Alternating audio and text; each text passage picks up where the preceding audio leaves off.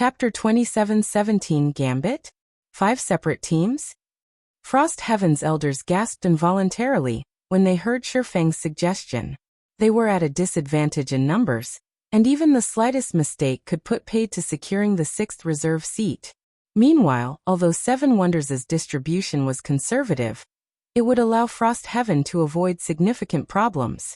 However, Shi Feng was now suggesting that they split their numbers into 5 additional teams that met the bare minimum requirement of 100 players. This surpassed aggressive action and bordered on madness. Guild leader Black Flame, isn't this a little too aggressive a maneuver? Mushin couldn't help but worry. At this point, everyone already knew that Shi Feng possessed frightening strength. Even if he led the smallest sized team, he should still be able to handle most of the problems he encountered. However, the 4 other teams wouldn't have such an assurance. After all, no one else possessed the frightening combat power of Shi Feng. Among Zero Wing's team, the second strongest person was Violet Cloud, and her control over mana was far from comparable to Shi Feng's. This was something Mushin had verified through Violet Cloud's duel with Tiancheng. As for Zero Wing's other members, their average combat standards didn't even reach the Void Realm.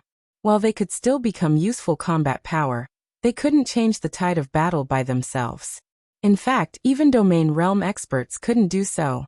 This was also why Seven Wonders had decided to have Frost Heaven's Grand Elders and Elders lead 300-man teams at a minimum. At this moment, Mushin wasn't the only person puzzled by Shi Feng's suggestion. Even Yulan and Yan Tianqing couldn't help staring at Shi Feng in confusion.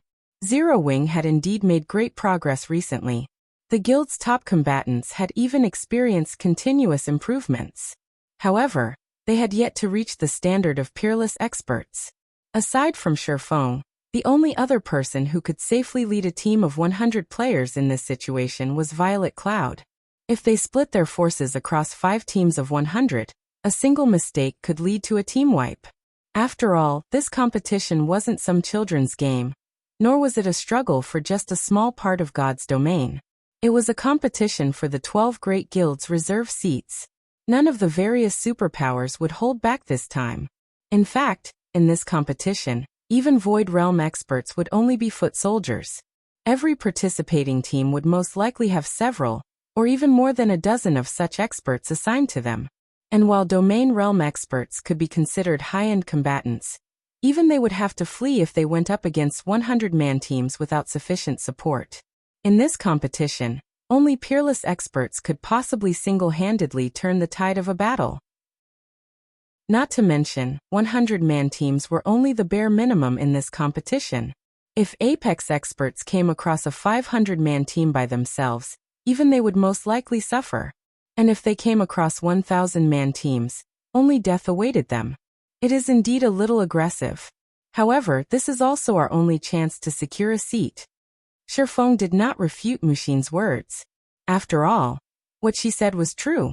Otherwise, Frost Heaven won't have a single chance at victory. I'm sure you understand this as well. In the past, due to an inadequate foundation, Frost Heaven failed to secure a reserve seat during the first competition. Meanwhile, the start of the island battle was incredibly important.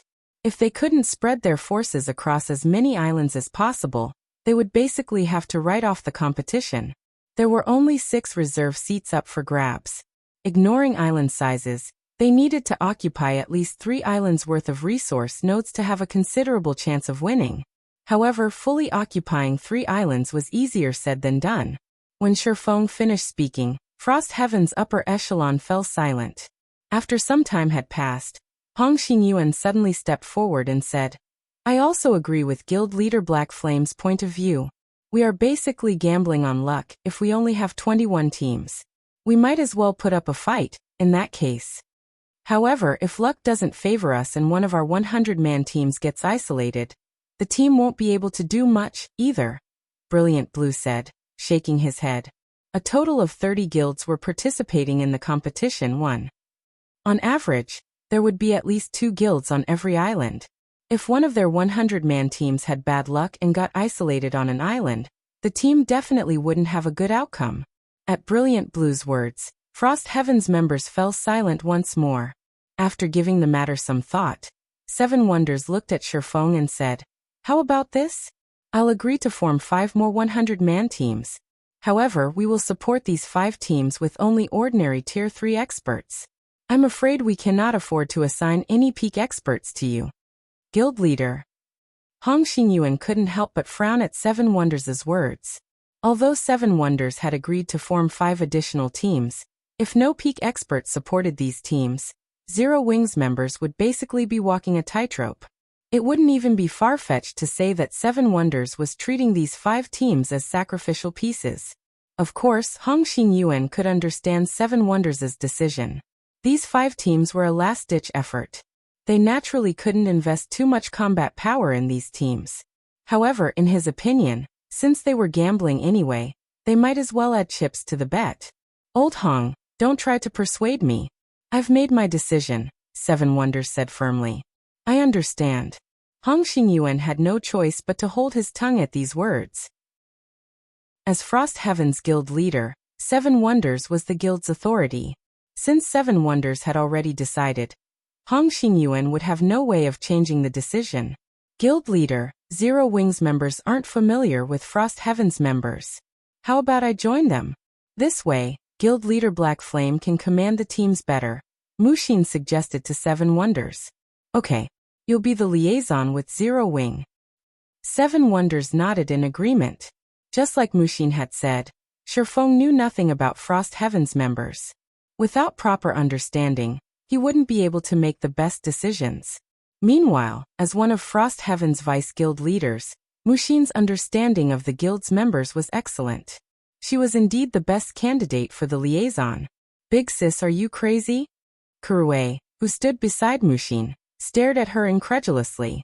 You dare participate in such a gambit? Dying in this competition meant losing 2 levels. For players of their level, losing 2 levels was no laughing matter. After all, they were only one small step away from the crucial level 120 threshold. If they died in this competition, it would severely delay challenging their Tier 4 promotion. Don't worry, my dear little sister. I will follow Guild Leader Black Flame's team. I believe there shouldn't be any problems in that case, Mushin said, chuckling. B2/BB11/B Kurue was momentarily rendered speechless by Mushin's words. Afterward, Frost Heaven's members split up into different teams according to Seven Wonders' arrangement. Simultaneously, 483 Frost Heaven members were assigned to Shi Feng. As for how Shi Feng would distribute these players, Seven Wonders stayed out of it. Guild leader Black Flame, everyone has arrived, Mushin stated after counting the Frost Heaven members on their side. She then asked curiously, how do you plan on distributing them? I've thought about it already. Chuckling, Shi Feng said, I'll lead a team by myself. Afterward, Gentle Snow, Aqua Rose, Violet Cloud, and Fire Dance will each lead a team. The rest of Zero Wings members will follow Violet Cloud's and Fire Dance's teams. Isn't this? Mushin was momentarily dumbfounded.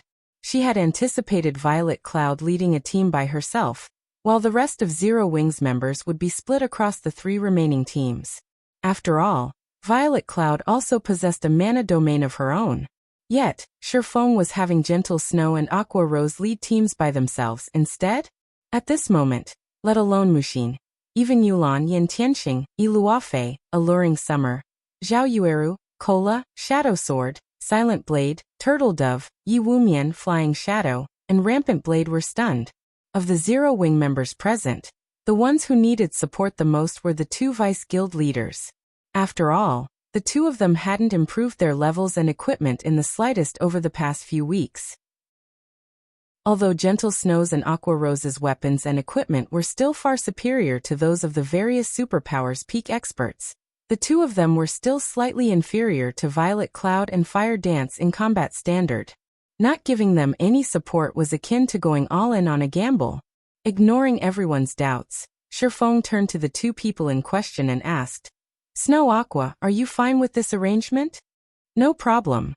The 2 responded indifferently as if this matter had nothing to do with them. Read latest chapters at Wuxia World. You good. That settles it, then. Shi Feng did not make any additional explanations.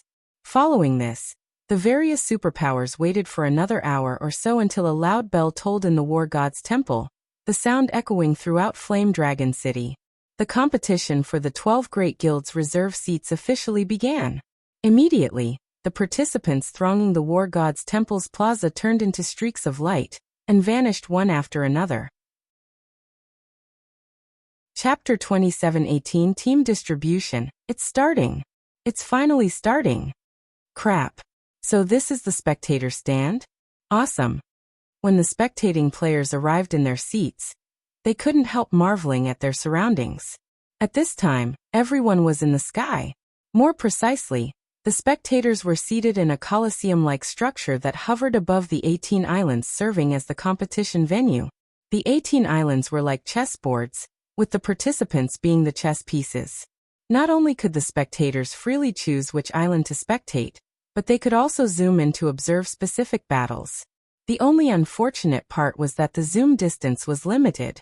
The closest those in the normal seats could get was 30 meters above the islands, too far for detailed observations. Spectators in the VIP viewing rooms, however, could not only spectate the battles as if they were there in person, but also have the VIP rooms notify them of any ongoing battles. This function allowed the room occupants to avoid missing out on any exciting battles.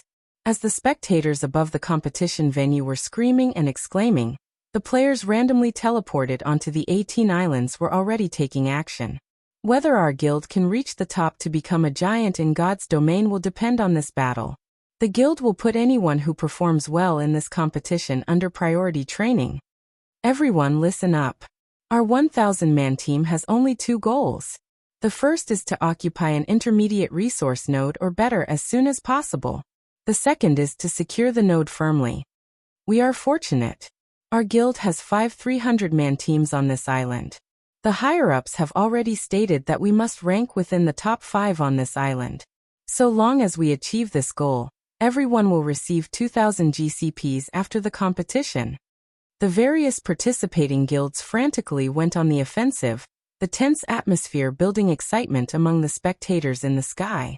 Meanwhile, inside a VIP viewing room, as expected of the 5 great super guilds, the depth of their foundations far surpasses the other guilds.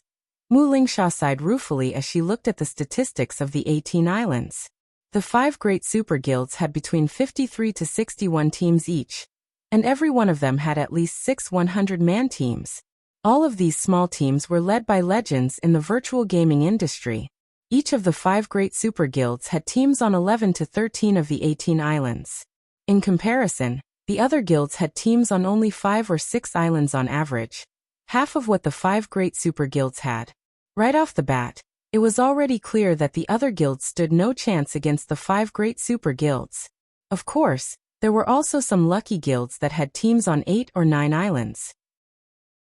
However, this couldn't be considered a fortunate matter either, as their numbers were spread so thinly that they could hardly preserve themselves, let alone occupy resource nodes.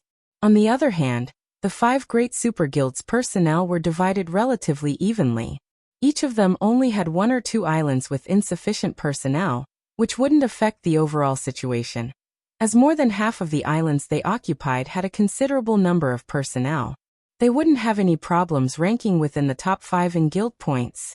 To put it simply, it was certain that the 5 great super guilds would secure a reserve seat for themselves. In terms of personnel distribution, Miracle and Sacred Temple have the best chance to secure the 6th seat. Both guilds have teams on 9 islands, and their personnel distribution is fairly even as well. The other guilds are evidently far behind these 2 guilds. Unyielding Heart analyzed. No, when Mu Lingsha took a look at Frost Heaven's statistics, she was slightly surprised. Frost Heaven isn't doing too badly either. It has teams on 7 islands. If comparing based on the number of islands occupied, Frost Heaven could rank 12th out of the 30 participating superpowers. It was only 2 islands behind Miracle and Sacred Temple. No. Of the 7 islands Frost Heaven has been allocated to, 2 islands don't even have 500 players on it. Moreover, Unyielding Soul couldn't help shaking his head and sighing after carefully reading Frost Heaven's data. While Mu Lingsha and Unyielding Heart were discussing Frost Heaven, many other powers in the VIP viewing rooms were doing the same. Some of these powers gloated over Frost Heaven's misfortune, while some sympathized with the guild. As to why everyone reacted in such a way, it was because Black Flame, who was considered Frost Heaven's saving grace, had actually been assigned to Island Number 3, a large island. And worse, Black Flame's team was merely a 100-man team. He would be up against the teams of 16 superpowers on Island Number 3. Even the 5 great super guilds were present in full. The competition here was simply nightmarish in difficulty. It would be a fool's dream to try and secure a resource node with only a 100-man team. In addition, Frost Heaven only had 2 teams on Island Number 7, a medium island. One of them was a 100-man team led by Aqua Rose, while the other was a 300-man team led by one of Frost Heaven's elders. The 2 teams combined didn't even have 500 players. In comparison, the 8 other guilds on the island had between 1,000 to 2,000 players each. To make matters worse, the teams led by Frost Heaven's 7 Wonders, Hongxing Yuan, and 5 elders actually got assigned to Island Number 17. In total, the guild had 2,500 players assigned to a measly small island. Guild leader Black Flame, what should we do? Mushin inevitably grew anxious after learning of the various island situations. The guild leader's side won't have any problems, but we only have our team and Gentle Snow's 100-man team here.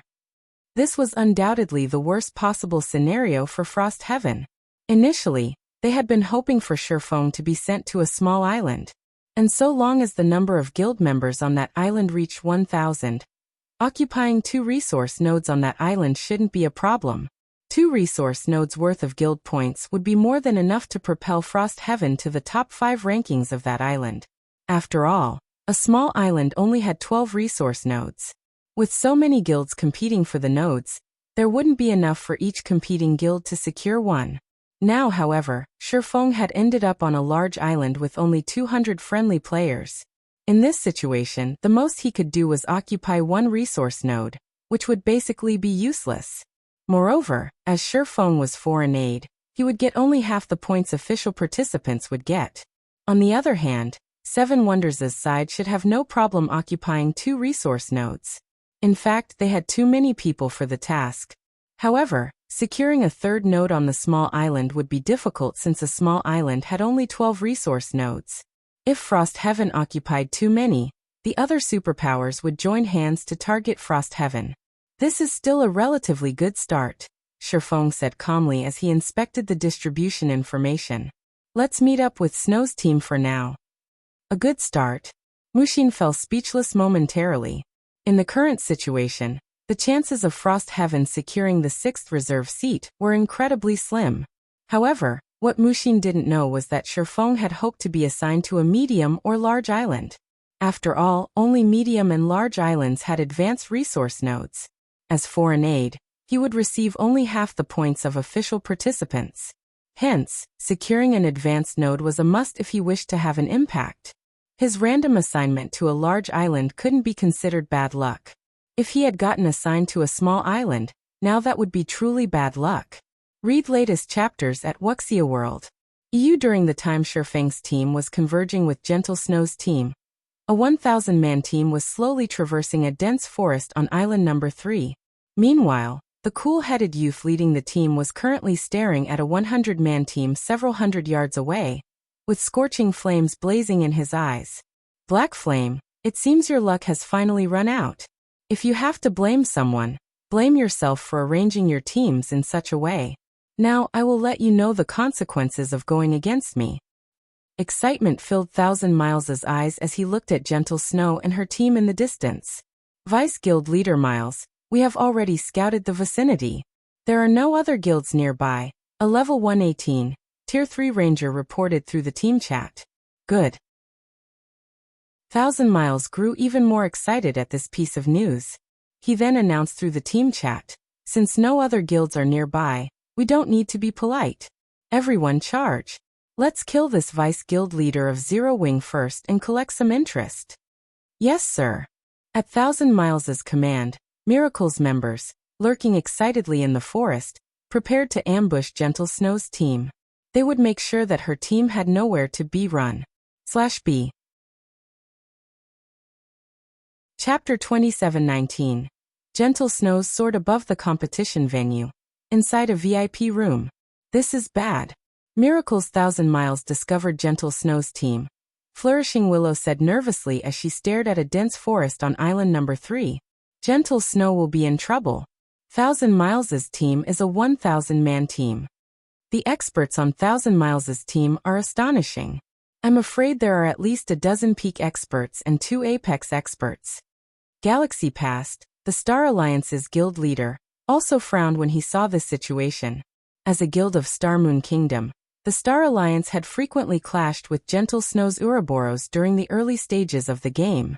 In fact, Galaxy Past had even treated Gentle Snow as his rival. Hence, Galaxy Past paid close attention to Zero Wing in this competition.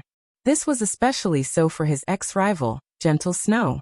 Galaxy Past had even set Gentle Snow as a priority target on the spectator's interface. So long as she fought in a battle, he would be notified of it immediately. The gap between the two sides is too large. Purple Eye, who was now a level 117, Tier 3 Great Mage, shook her head and sighed. If Gentle Snow were leading Zero Wing's main force, she might still stand a chance. However, with her strength alone, there's no way her team can win. Even escaping will be a problem.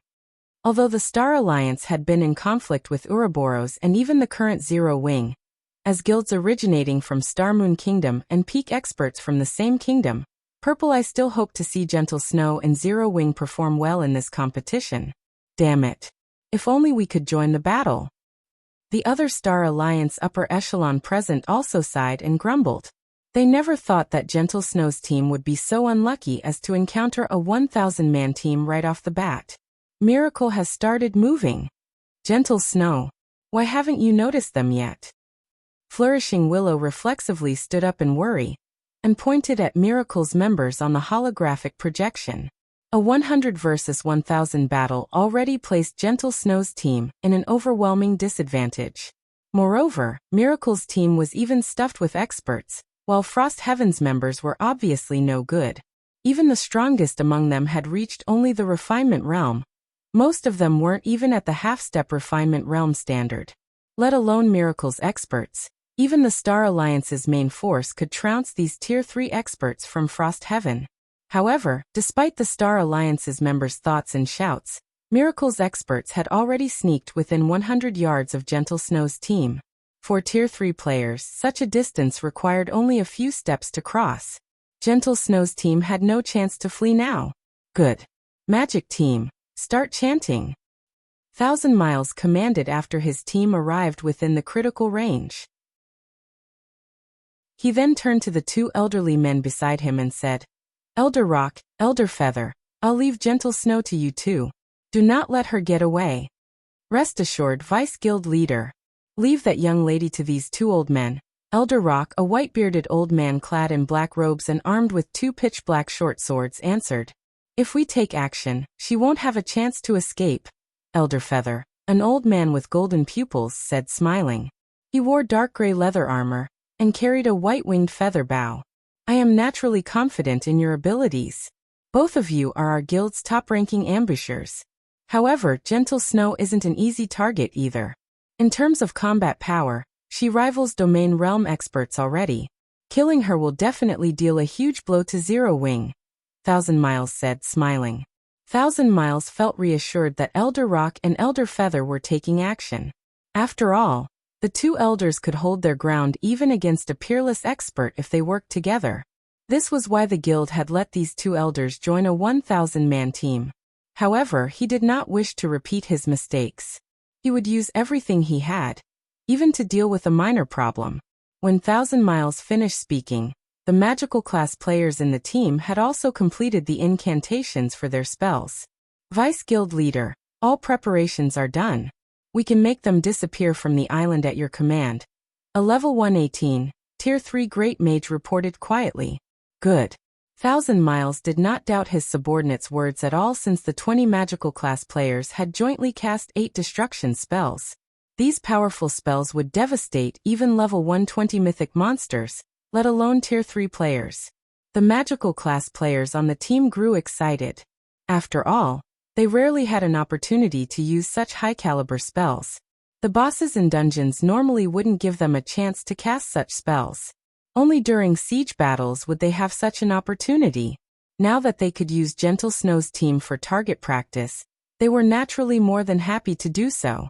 Immediately, Thousand Miles turned to look at Gentle Snow's team. However, the instant Thousand Miles turned around, his entire body shuddered. Before anyone noticed, Gentle Snow had already appeared before his team's magical class players. The Tier 3 Great Mage that reported to him was even laughing, wholly unaware of Gentle Snow's arrival. Not good. We got discovered. Thousand Miles shouted instinctively. At this moment, Thousand Miles wasn't the only person to have noticed Gentle Snow's sudden appearance. The other Miracle members noticed her too. Only, their minds failed to react to the situation.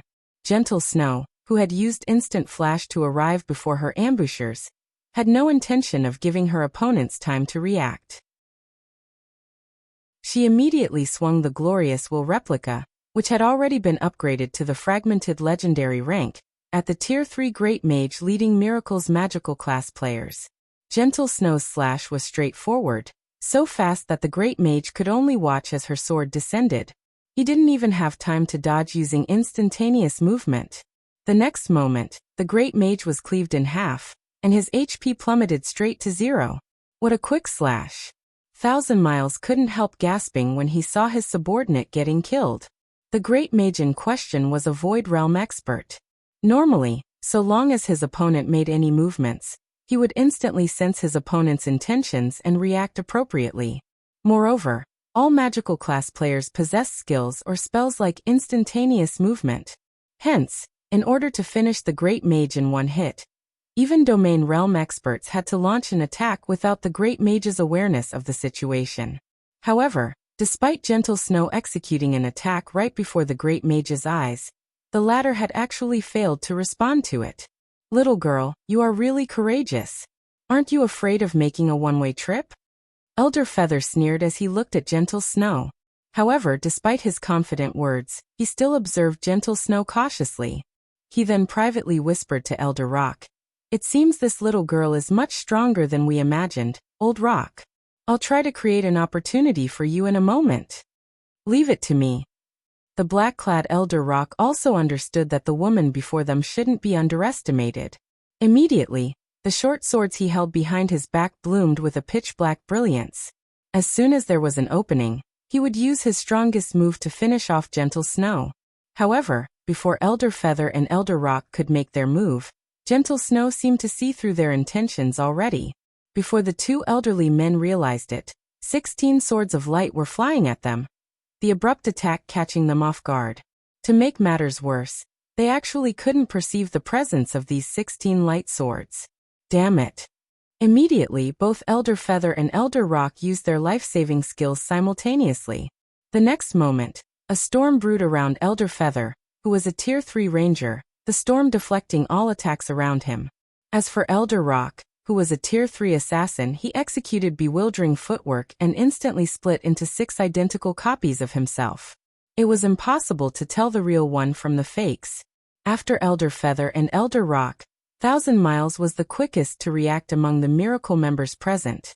He raised his Divine Skeleton Shield and Dark Red Battle Axe and charged at Gentle Snow, leaving behind an afterimage. Tier 3 skill, Triple Purgatory Flash. The next moment, Thousand Miles brandished his axe and summoned 3 black crescents that attacked Gentle Snow from 3 different directions. The attack was so fast that even Domain Realm experts had to focus all their attention on it if they wished to dodge or block it. However, Thousand Miles did not see Gentle Snow paying any attention to him. As if he were only an ant by the roadside, she completely ignored his existence. Die. Feeling extremely humiliated by Gentle Snow's attitude, Thousand Miles bellowed in anger. Simultaneously, the 3 black crescents' power also strengthened slightly, enough to shatter space itself. However, Thousand Miles quickly felt despair overwhelm him. Even now, Gentle Snow still ignored him. She merely swung her greatsword at the crescent approaching her from the front.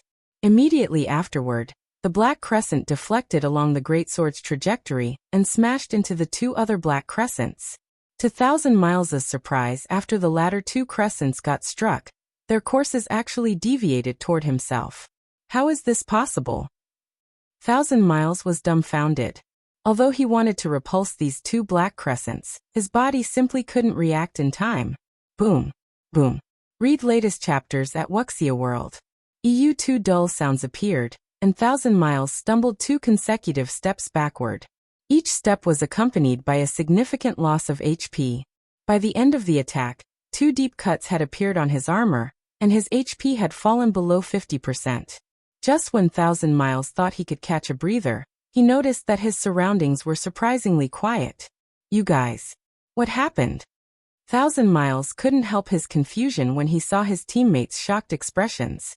However, before Thousand Miles could take in the situation, another black crescent flew across his neck and left behind a black line in space and a flying head.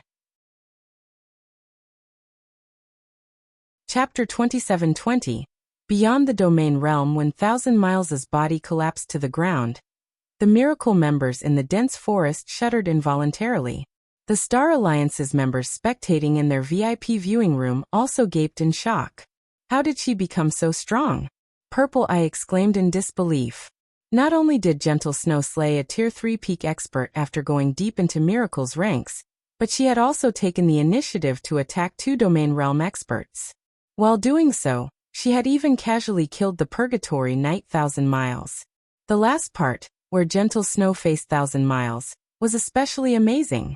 Thousand Miles should have generated those 3 black crescents using a skill, yet Gentle Snow had made it look as if she was the one who summoned them. It was simply unbelievable. Has the gap between us gotten so big already?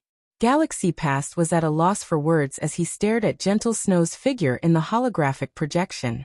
They were both Starmoon Kingdom's top-ranking experts. Yet it was now obvious that the actual gap between them was massive. They were already in completely different worlds. Guild leader, I plan to leave Starmoon Kingdom temporarily after this competition. I want to explore other places, Flourishing Willow said. She was similarly shocked by Gentle Snow's strength and felt unreconciled. The gap between them clearly hadn't been so massive before. Both of them were experts ranked in the God's Domain Experts list. Now, however, Flourishing Willow doubted she could survive even one move against Gentle Snow. How could she possibly accept this situation? Sure. Galaxy Past did not question Flourishing Willow's decision. On the contrary, he turned to Purple Eye and asked, "How about you take a look outside too? The guild doesn't have many matters to deal with now, and I can handle them by myself." "Thank you, guild leader." Purple Eye nodded while gritting her teeth. "I won't disappoint you." Although the Star Alliance normally mingled in Starmoon Kingdom's neighboring countries as well, compared to Zero Wing, whose members fought all over God's domain, the Star Alliance's chessboard was truly insignificant and laughable.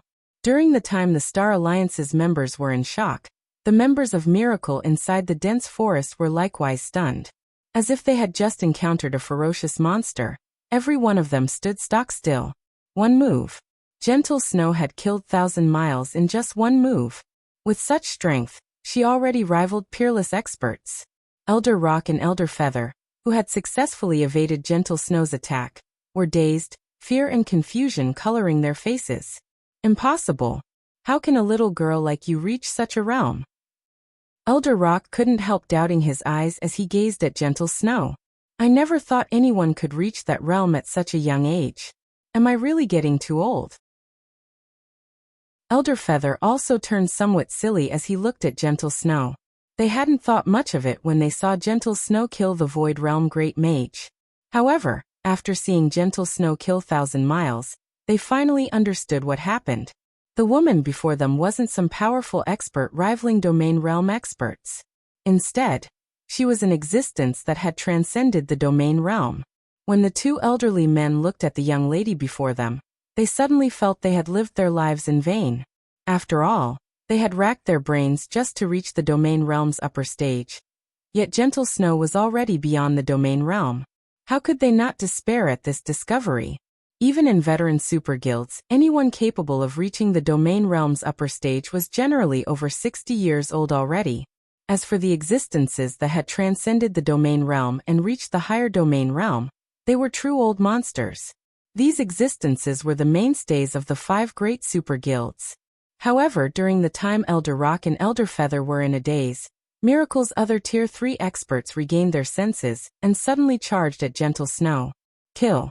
This woman killed Vice Guild leader Miles. We must not let her leave alive. That's right. In this special space, even peerless experts can't afford to duke it out with us. The next moment, over 100 Guardian Knights and Shield Warriors activated their defensive skills and closed in on Gentle Snow. Simultaneously, the magical class players on the team started casting combination spells one after another. Old Rock, let's leave. It'll be too late otherwise. Elder Feather suggested as he glanced at Elder Rock. He then activated a skill without hesitation and transformed into a gale. He crossed several dozen yards with every step he took, showing no intention of fighting whatsoever. Snapping out of his daze, Elder Rock hurriedly used wind steps, which he had upgraded to Tier 3, and entered stealth. Elders. Miracle's members were stunned momentarily. What was up with this situation? Despite being the two strongest combatants in their 1,000-man team, Elder Rock and Elder Feather had actually fled. At this moment, let alone Miracle's members, even the Star Alliance's spectating members couldn't help gaping in shock. What's going on? Why are those two Apex experts running away? Despite having entered the Flowing Water Realm already, Galaxy Past, Flourishing Willow, and Purple Eye were bewildered by Elder Rock and Elder Feather's decision to flee. Domain Realm experts were existences that even the various superpowers wouldn't want to offend casually.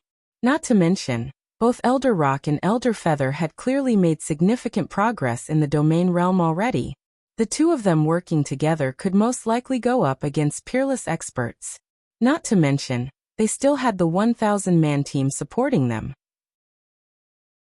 Even a peerless expert wouldn't want to clash head-on with such a force. Yet the two Apex experts had actually fled? While everyone was bewildered by this situation, Gentle Snow executed a vertical leap, vanishing from sight. When she reappeared, she was standing 50 yards away from her original position. The glorious will in her hands bloomed with dazzling brilliance. Will of light. Instantly, 12 brilliant flashes streaked through the dense vegetation, brightly illuminating the entire forest. What is she doing? Frost Heaven's members, who were spectating the fight from a distance, were confused. Likewise, Miracle's members also found this situation odd. They couldn't help wondering why Gentle Snow would launch an attack at empty air. Who could she possibly hit? However, this thought lasted for only half a second in everyone's mind. Read latest chapters at Wuxia World. Boom. A deafening boom spread through the area. Immediately afterward, web-like cracks formed within the dense forest space and spread up to 300 yards away from the explosion's epicenter. Then the entire region collapsed. The cracked space transformed into a pitch-black area with space and time in disarray. A boundless spatial storm subsequently raged through the area, devouring all of Miracle's members. Even Elder Rock and Elder Feather, who had escaped beforehand, got swept up in this chaotic storm, their HPs draining like running water. Several seconds later, the shattered space started returning to normal. However, at this point, Miracle's 1,000-man team was nowhere in sight. And from above the island, it looked as if a huge meteorite had struck the dense forest, leaving behind only a huge impact crater. What exactly did she do? Chapter 27-21. Uproar Guild Leader, did you see that? Purple Eye goggled in shock as she pointed at the huge crater in the holographic projection. Gentle Snow, how did she do that? Gentle Snow should have destroyed the space in the surrounding area to annihilate Miracle's 1,000-man team. Galaxy Past answered calmly. No. I know that, but I'm not referring to that, Purple Eye said, shaking her head. She then turned to Galaxy Past and continued. I'm talking about Gentle Snow's 12 consecutive slashes. She actually stacked the power of those 12 slashes. It was challenging to combine the power of multiple sources. The more sources one tried to combine, the greater the difficulty. In fact, the difficulty increased exponentially. Even Apex experts who had reached the Domain Realm could, at best, combine the power of 6 attacks. Yet, now Gentle Snow had actually combined 12 attacks into one. Moreover, she had accomplished this feat while wielding a greatsword. This was no longer a matter of strength. Such a feat should be impossible for humans. Gentle Snow was a genius of their generation. They had also entered God's domain at the same time. Even if Gentle Snow had made rapid progress, reaching such a level should be possible for her. At this point, she couldn't even be considered human anymore. She was a monster in human skin. Purple, calm down, Galaxy Past advised. You should be aware of Zero Wing's strength. Zero Wing has always been able to accomplish feats other guilds can't. Gentle Snow might have learned a powerful skill that allowed her to perform such an action. Galaxy Pass could sympathize with Purple Eye's unreconciled and helpless feelings. After all, this kind of power already exceeded the realm of humans. It was no exaggeration to say that Gentle Snow had become an existence that they would never surpass in their lifetimes. Meanwhile, inside a lounge in Miracle's headquarters in the real world, the lids of 2 virtual gaming cabins opened slowly. We still died. We didn't even have a chance to escape. With this, we'll have to wait even longer before we can start our Tier 4 promotions. Elder Rock grumbled as he sat up in his gaming cabin, a bitter smile forming on his face. We are lucky. If this were the preliminaries, we would have lost 5 levels. Elder Feather frowned as he sat up in his cabin. A hint of awe appearing in his eyes, he continued. Truly, that kind of monster isn't something we can go up against. She actually destroyed the entire space to prevent us from escaping. Even short duration and vulnerability skills are useless against that kind of attack. 1,000 Miles truly screwed us over. His information is absurdly inaccurate, Elder Rock snarled. In hindsight, that little girl is the real monster, not Black Flame. However, it's fortunate we came across her so soon.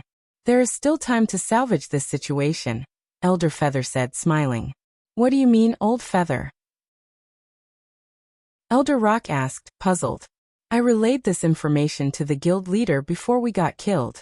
I'm sure the others know about this by now, Elder Feather said.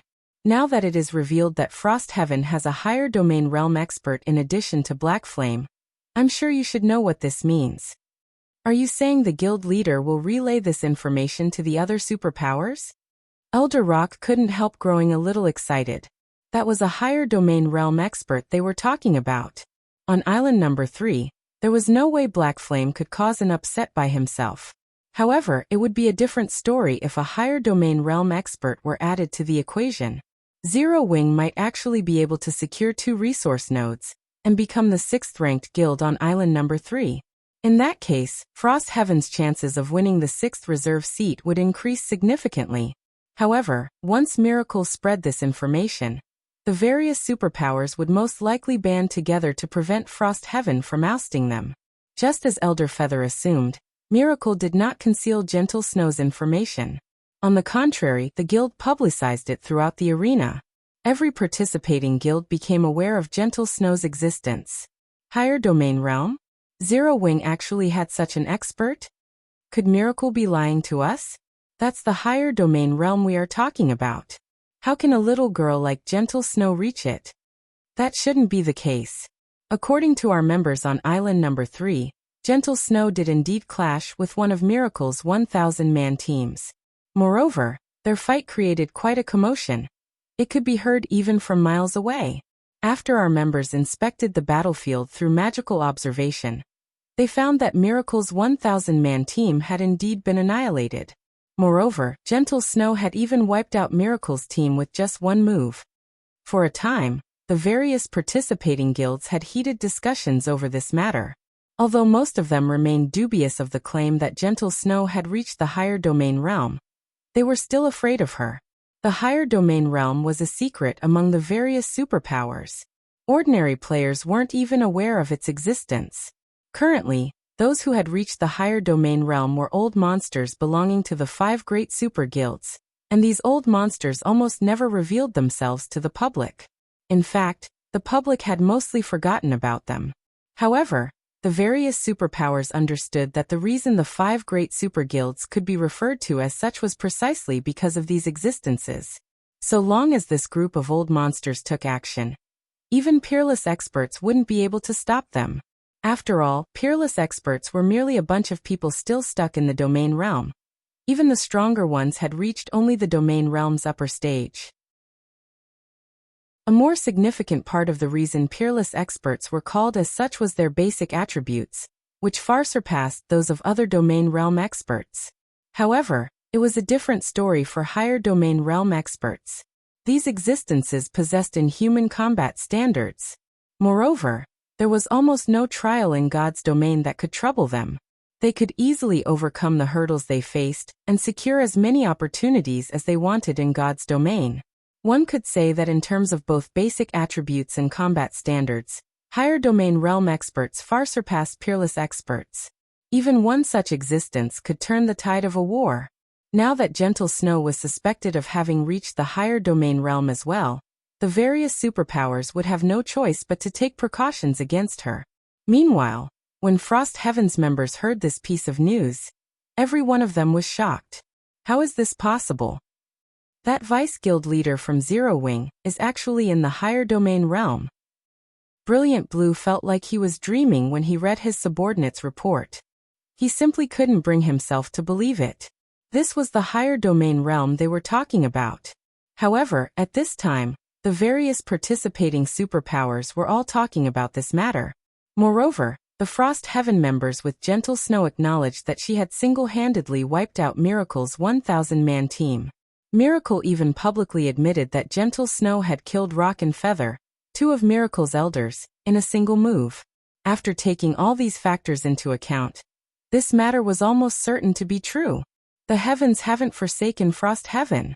Seven Wonders grew ecstatic upon hearing this news. He then looked at Hong Xingyuan, who had reported the matter to him, and said, "Old Hong, you've really found a huge treasure for our guild this time." "Guild leader, you overestimate me." Hong Xingyuan shook his head with a smile. In reality, even he had not been aware that Gentle Snow had reached the higher domain realm. Had he known, he wouldn't have offered just 3 upper zone reserve slots to Zero Wing. Meanwhile, when Muxin on island number 3 received the news about Gentle Snow, she was lost in thought for a long time. Black Flame, is Gentle Snow really at the higher domain realm? Muxin couldn't help asking Shi Feng. Probably. Shi Feng chuckled. Probably? What do you mean probably? Has she reached it or not? Muxin got irritated at Shi Feng for persisting in keeping her in the dark. The various superpowers already believed that Gentle Snow was a higher domain realm expert. Yet, Shi Feng was still so close-mouthed about it. Shi Feng couldn't help smiling bitterly at Muxin's reaction. Truthfully, he didn't actually know what realm Gentle Snow had reached. After all, he didn't know what kind of world the higher domain realm was. In addition, when he looked at Gentle Snow, he felt as if he was looking at a cloud. He couldn't see through her at all. Read latest chapters at Wuxia World. EU. However, while he didn't know whether Gentle Snow was currently at the higher domain realm, he was sure of one thing: Gentle Snow was undoubtedly number 1 in the world in combat experience. However, Miracle has played a really vicious move this time. Shi Feng frowned as he read Miracle's public announcement. At Shi Feng's words, Muxin's face darkened. "Are you saying Miracle plans to kill with a borrowed sword?" "That's right." Shi Feng nodded. On the surface, Miracle is expressing its indignation over Gentle Snow annihilating one of its 1,000-man teams. In reality, it is announcing to the other guilds that Frost Heaven has a great chance of securing the 6th seat. This way, the other guilds will have to consider banding together to target Frost Heaven. What should we do then? Muxin understood how vicious Miracle's move was. If they didn't handle this matter properly, Frost Heaven might come under attack from all sides. Should I notify my guild leader of this? Shi Feng sneered. Since Miracle wants Frost Heaven to become a thorn in the various guilds' eyes, we'll make the various guilds understand that the 6th seat belongs to us. Chapter 27-22. No regrets. Have the various guilds acknowledge us? Muxin revealed a wry smile when she heard Shi Feng's words. But out of the 6 reserve seats available, only 1 is obtainable. How can the other guilds possibly give up on it? There are 6 reserve seats up for grabs, yet the various guilds have given up on 5 of them. Why do you think that's the case? Shi Feng responded with a question of his own. Isn't that obvious? It's because the 5 great super guilds are too strong. There's no way the other guilds can compete with them, Mushin answered, failing to understand why Shi Feng asked such a question. Who the owners of 5 of the 6 reserve seats were was common knowledge for everyone. Otherwise, the various guilds wouldn't be competing so desperately for the 6th seat, with some guilds even risking everything they had. That's right. It is because those 5 super guilds are sufficiently strong, Shi Feng said, nodding. Hence, those guilds don't dare compete with them. Do you mean to make the various guilds deem us too strong to provoke? That's impossible, Mushin said, shaking her head. She felt that Shi Feng was building castles in the air. Frost Heaven doesn't have that kind of strength right now. Indeed. Frost Heaven doesn't have the necessary strength right now, Shi Feng said unceremoniously. That's why we need to go crazy, so crazy that the other guilds become afraid of us. Only by doing so do we stand a chance of victory. They couldn't afford to act defensively. And even if they did, they wouldn't be able to protect anything in a situation where every other guild, aside from the 5 great super guilds, were Frost Heaven's enemies. Even Shi Feng couldn't turn the tide of battle. After all, this was a competition for resource nodes, not a contest of strength. Even if he occupied every resource node on an island, there were still 17 other islands. Frost Heaven would still lose. Not to mention, occupying an entire island would be a challenge, even for him. The size of island number 3 was like a level 100 neutral map. If the various guilds players hid from him, he would have great difficulty locating them, regardless of his mana domain. Moreover, every participating player was a tier 3 expert. When not subjected to any debuffs, they could run very fast. In addition, he would have to occupy the many resource nodes on the island while also ensuring their safety. How do we do that? Even if we go crazy, we still need a target. Mushin understood what Shi Feng was saying.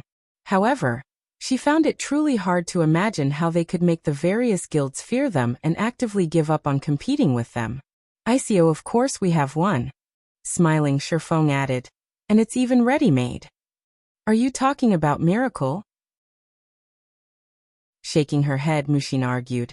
Although Miracle has used a trick to deal with us, even if we annihilate Miracle, I'm afraid the other guilds still won't rest. No. Not Miracle. How can Miracle possibly be qualified for such a role? Shi Feng smiled while shaking his head. Didn't you already mention which guilds the other guilds don't dare to offend? Mushin gasped involuntarily when she heard Shi Feng's words. Are you saying? That's right. The 5 great super guilds. Shi Feng nodded. Of course, we won't have to target all 5 of them. Going for mythology should be more than enough. In his previous life, Miracle had relied on mythology to secure one of the reserve seats during the first official competition. Since he was already going against Miracle in this life, it was only a matter of time before he had to deal with mythology. In that case, he might as well strike first to gain an advantage. Isn't this a little too crazy? That's one of the 5 great super guilds we are talking about. Mushin couldn't help feeling a little afraid at the mention of making an enemy out of one of the 5 great super guilds. The 5 great super guilds were like the sun in the virtual gaming industry. While most guilds might declare their intent to surpass the 5 great super guilds, it was another thing altogether to actually fight one. For the various superpowers, the stronger they grew, the more fearful of the 5 great super guilds they became. After all, the depth of the 5 great super guilds' foundations was simply unfathomable. This isn't madness. Shi Feng shook his head. In an earnest tone he said, this is Frost Heaven's only way out. Whether you secure a seat will depend on your decision. Afterward, Shi Feng stopped trying to convince Mushin, and had her relay this proposal to 7 wonders. Whether they went through with his plan, or not would depend on Frost Heaven's guild leader. Declare war on mythology? Is Black Flame insane? Brilliant Blue trembled when he received Shi Feng's suggestion. Immediately, he contacted 7 wonders and protested. Guild leader, that's one of the 5 great super guilds we are talking about. Even 3 Frost Heavens wouldn't be a match for it. I understand. 7 wonders also wore a gloomy face. Helplessly he said. However, we only have 2 options if we wish to secure a reserve seat. One is to fight the numerous participating guilds, and the other is to fight mythology. There are no other options. Miracle's ploy was simply too vicious. If Frost Heaven went up against the various superpowers, it wouldn't stand a chance whatsoever. After all, in this scenario, Frost Heaven would lose the initiative to attack other guilds, constrained to defending its territories. However, how could it possibly defend against so many guilds with its limited numbers? Frost Heaven's only other option was to attack mythology. If Frost Heaven succeeded in causing mythology to suffer even a minor setback, it would still be of great help to Frost Heaven in securing the 6th reserve seat. Meanwhile, after Seven Wonders finished speaking, Brilliant Blue also sank into deep thought. We have only one choice now. Looking at Brilliant Blue's face on his screen, Seven Wonders asked, "Do we fight or not?" "Guild leader, even if I wish to fight, how do we go about it? That's mythology we are talking about. We stand no chance whatsoever," Brilliant Blue said with a bitter smile. The island number 11 he was assigned to had only 3 teams from Frost Heaven, his own 500-man team, a 300-man team led by an elder, and Violet Cloud's 100-man team for a total of 900 players. On the other hand, mythology had a total of 2,600 members on island number 11. Moreover, the person leading this force was the Divine Spear Demon Rex, the commander of mythology's trump card legion, and a legendary figure even in mythology. Do you think the other islands have a chance of winning? Seven Wonders rolled his eyes at Brilliant Blue. Mythology's members were distributed very evenly. Any island it had a presence on had at least 2,000 mythology members. And of the 7 islands Frost Heaven's teams were assigned to, only island number 17 did not have mythology's presence. However, you don't need to hurry. Group up with Zero Wings members first before taking action, Seven Wonders said. I understand. Even if I have to put my life on the line, I will make mythology suffer. Brilliant Blue did not oppose Seven Wonders' decision. This upcoming battle would decide whether Frost Heaven would rise or fall. Afterward, Seven Wonders relayed his command to the Frost Heaven members on the other islands. In 2 hours, they would launch a simultaneous assault on mythology's resource nodes on Frost Heaven's 6 islands. As Frost Heaven's members waited quietly for their fateful moment, fierce battles occurred one after another on the various islands. The savage clash between superpowers thoroughly dumbfounded the spectating major powers. They never thought that the foundations of these superpowers would be so astonishing. If not for this competition, none of them would even suspect that the various superpowers' younger generation had already developed to such a frightening extent. Not only had many of these younger generation talents reached the Void Realm already, but some had even reached the Domain Realm. Given enough time, these Domain Realm youths would definitely become leading lights in God's domain. Shortly after the first bout of battles, the various resource nodes also fell under the ownership of players. To no one's surprise, the 5 great super guilds held an overwhelming advantage over the other participating superpowers. Close at their heels were Miracle and Sacred Temple. Both Miracle and Sacred Temple had managed to rank 6th on 5 of the islands they were assigned to. If this situation persisted, there was no doubt that the 6th reserve seat's owner would emerge from one of them. However, as everyone was guessing which of these 2 guilds would secure the 6th seat, some spectating players and participating guilds noticed a peculiarity. What's going on with Frost Heaven? They're not even trying to compete for resource nodes. I know, right? Aside from ranking 5th on island number 17, they haven't taken any action on the 6 other islands. They're not giving up, are they? Have they gotten scared? Many of the participating guilds laughed at Frost Heaven's performance. Initially, Frost Heaven should have had a high chance of winning because of the dark horse known as Zero Wing. However, it was also because of Zero Wing's existence that Frost Heaven did not dare compete with the various superpowers lest it be ganged upon. Vice Guild Leader, do you think Frost Heaven will give up just like that?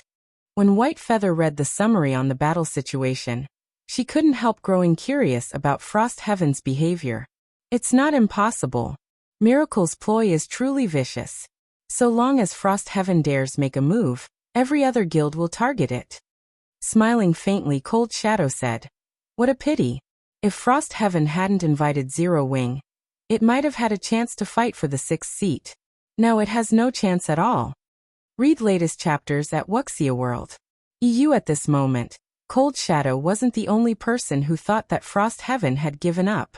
The various participating superpowers believed the same, and deemed it a wise decision. After all, if Frost Heaven chose to fight, it would only end up getting annihilated. Conserving its strength to fight next year was undoubtedly the better choice. While the various guilds were watching their guild points rise, Frost Heaven's members were sneaking up to Mythology's resource nodes, their hearts pounding with anxiety and excitement. After glancing at the distant advanced resource node that Mythology guarded tightly, Shi Feng checked the time. It's time. Move out. Chapter 27-23. Arena shaken. The scorching sun was high up in the sky, and the sea breeze blowing through the islands was calm. The embers of war on the various islands were weakening. At this point, aside from attacking and occupying more resource nodes, what was more important for the participating superpowers was defending their resource nodes. Hence, any guild that had secured resource nodes would be able to allocate only a small portion of their manpower to fight for more resource nodes. Due to this reason, the balance between the guilds stabilized. At this rate, the struggle for the 6th seat should be between Miracle and Sacred Temple. A hint of envy flashed in Mu Lingsha's eyes when she saw the various islands' resource node distribution data. Although the winners of this competition wouldn't join the ranks of the 12 great guilds, and couldn't garrison an entire empire, the reserve seats still allowed guilds to garrison the cities of an empire. In addition, reserve guilds could also garrison powerful kingdoms, and be worshipped by the kingdom. At that time, they could directly influence the development of the kingdom. In fact, reserve guilds could initiate kingdom wars to plunder the resources of other countries, and expand their own kingdom's territory and resources. At that time, the resources the reserve guilds could obtain would far surpass that of other guilds, making it impossible for other guilds to catch up. All the other guilds would be able to do was watch as the reserve guilds grew stronger by the day. However, Frost Heaven is behaving really strangely. Unyielding Heart studied the battlefield's stabilizing situation in puzzlement. Frost Heaven clearly had a chance to secure the 6th seat before. There's no reason for it not to put up a fight. After all, the various guilds banding together is only a possibility.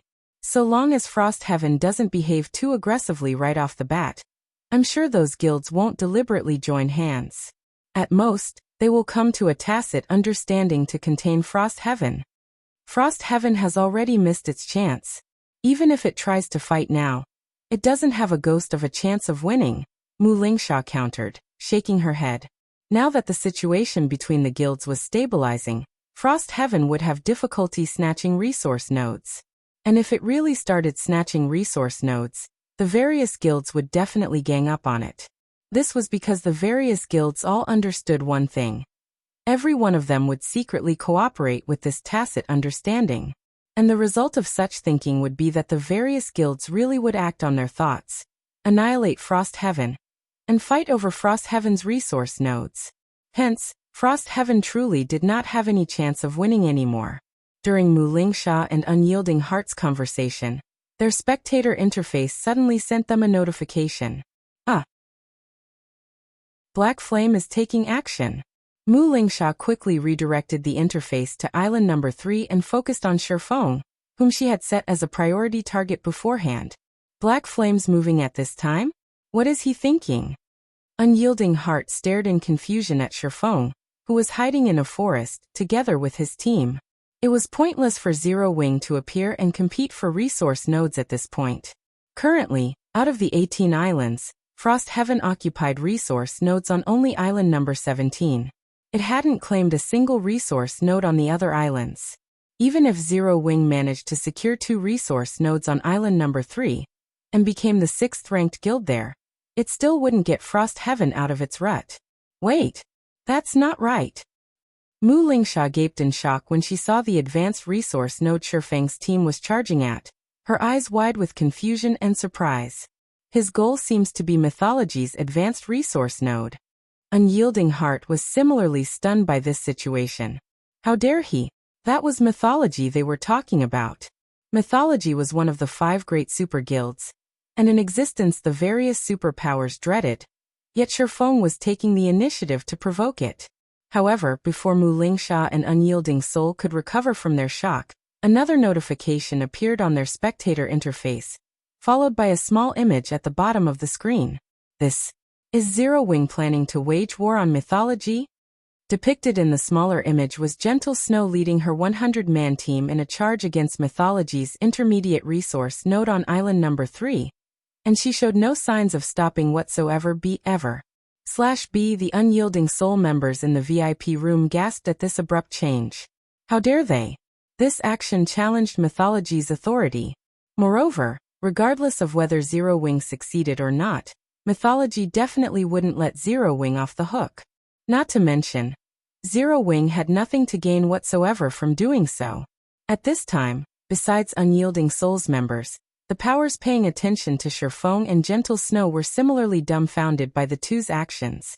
They never thought that Zero Wing would be so crazy as to challenge one of the 5 great super guilds directly. Wait. It's not just Black Flame and Gentle Snow. Zero Wing's other teams are also making a move against mythology's resource nodes. That's not all. Frost Heaven's teams are doing the same. The news of Zero Wing's and Frost Heaven's teams attacking mythology's resource nodes caused an instant sensation among the various major powers in the VIP viewing rooms. Everyone was shocked by the two guilds' actions. That's mythology we are talking about. How dare they? Frost Heaven and Zero Wing have truly lost their minds this time. Setting aside whether they will succeed or not, aren't they afraid of mythology's retaliation after the competition? Are they really not afraid that mythology will exterminate them? The various major powers felt puzzled by Zero Wing's and Frost Heaven's actions. They simply couldn't figure out what the two guilds were thinking. The 5 great super guilds' position in the virtual gaming industry was as stable as a mountain because no superpower dared to offend them. Any superpower that dared to do so would get eliminated from the industry without exception. Now that Zero Wing and Frost Heaven were openly provoking mythology in front of everyone in the world, mythology definitely wouldn't spare them in order to maintain its authority. Has Seven Wonders lost his mind? Cold Shadow was incensed when she read the report that mythology's resource nodes had come under attack on 6 islands. They actually dare provoke us? Do they not know what death is? She never thought that Zero Wing and Frost Heaven would pull such an astonishing move after remaining silent for so long. Moreover, they had even chosen to challenge one of the 5 great super guilds directly. This would definitely turn mythology into a laughingstock. Interesting. This is truly interesting. I wonder if that old drunken ghost is jumping in rage right about now? When a mighty middle-aged man with brown hair on island number 2 received news of Zero Wing's and Frost Heaven's actions, he burst into laughter. Read latest chapters at Wuxia World. This middle-aged man was none other than the guild leader of Netherworld Empire, one of the 5 great super guilds. Guild leader, it is still too early to be happy. How can mythology's resource nodes be so easy to capture? Zero Wing and Frost Heaven are just looking to humiliate themselves. A tall man clad in dark gray armor said disdainfully. Zero Wing could be said to be a guild that had relied entirely on external aid to reach its current position.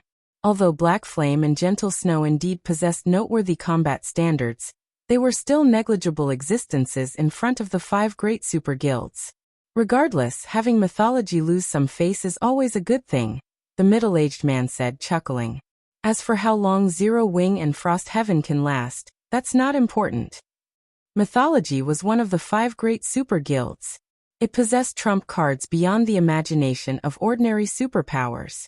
The forces it had stationed on the various large islands were particularly exceptional.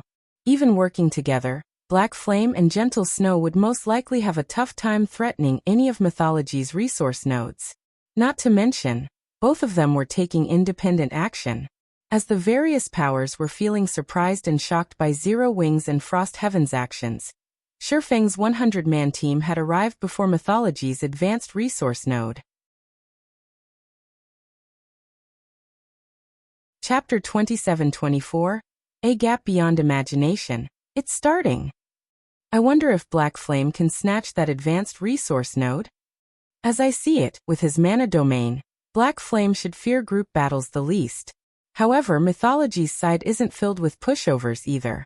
The one leading the defense of that advanced resource node is the Silver Ghost, Prosciutto. The Legion under him is amazing. I heard they killed a level 110 superior mythic-ranked world boss some time ago. The feat sent waves across the entire Western continent. Crap. They're that strong? In that case, Black Flame is really in danger. I heard that superior mythics all possess mana domains. Combined with their frightening basic attributes, it shouldn't be possible for players to defeat them. Everyone in the arena paid close attention to Shi Feng's 100-man team. It was no exaggeration to say that nobody present wished to miss out on this earth-shattering battle. Many of the major powers in the VIP viewing rooms had even stopped paying attention to the other battlefields and focused solely on Shi Feng's 100-man team. At this time, as if long prepared for this, Mythology's members summoned a magic barrier as soon as Shi Feng's team arrived. The barrier covered a 500-yard radius, thoroughly enveloping the advanced resource node and Shi Feng's team. Under the magic barrier's oppressive power, not only did everyone on Shi Feng's team feel their bodies growing heavier, but even their basic attributes started falling rapidly.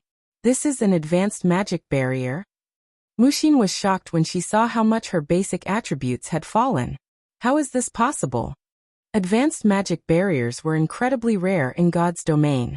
Just one set of magic array scrolls for an advanced magic barrier was worth a fortune. However, as the current competition prohibited the use of magic tools, players could only rely on themselves to erect magic barriers. There were strict requirements for players to use magic barriers without any external aid. Just casting an intermediate magic array required 100 players. Moreover, of these 100 players, 20 of them needed to be at the Intermediate Magician Standard and 5 at the Advanced Magician Standard. Otherwise, the magic array wouldn't operate. If intermediate magic arrays had such stringent requirements, one could easily imagine the requirements needed to summon an advanced magic array. Nevertheless, Mythology's team had actually summoned one. This was simply unbelievable. Meanwhile, an advanced magic barrier was capable of suppressing even mythic monsters. Needless to say, it would have a tremendous effect on Tier 3 players.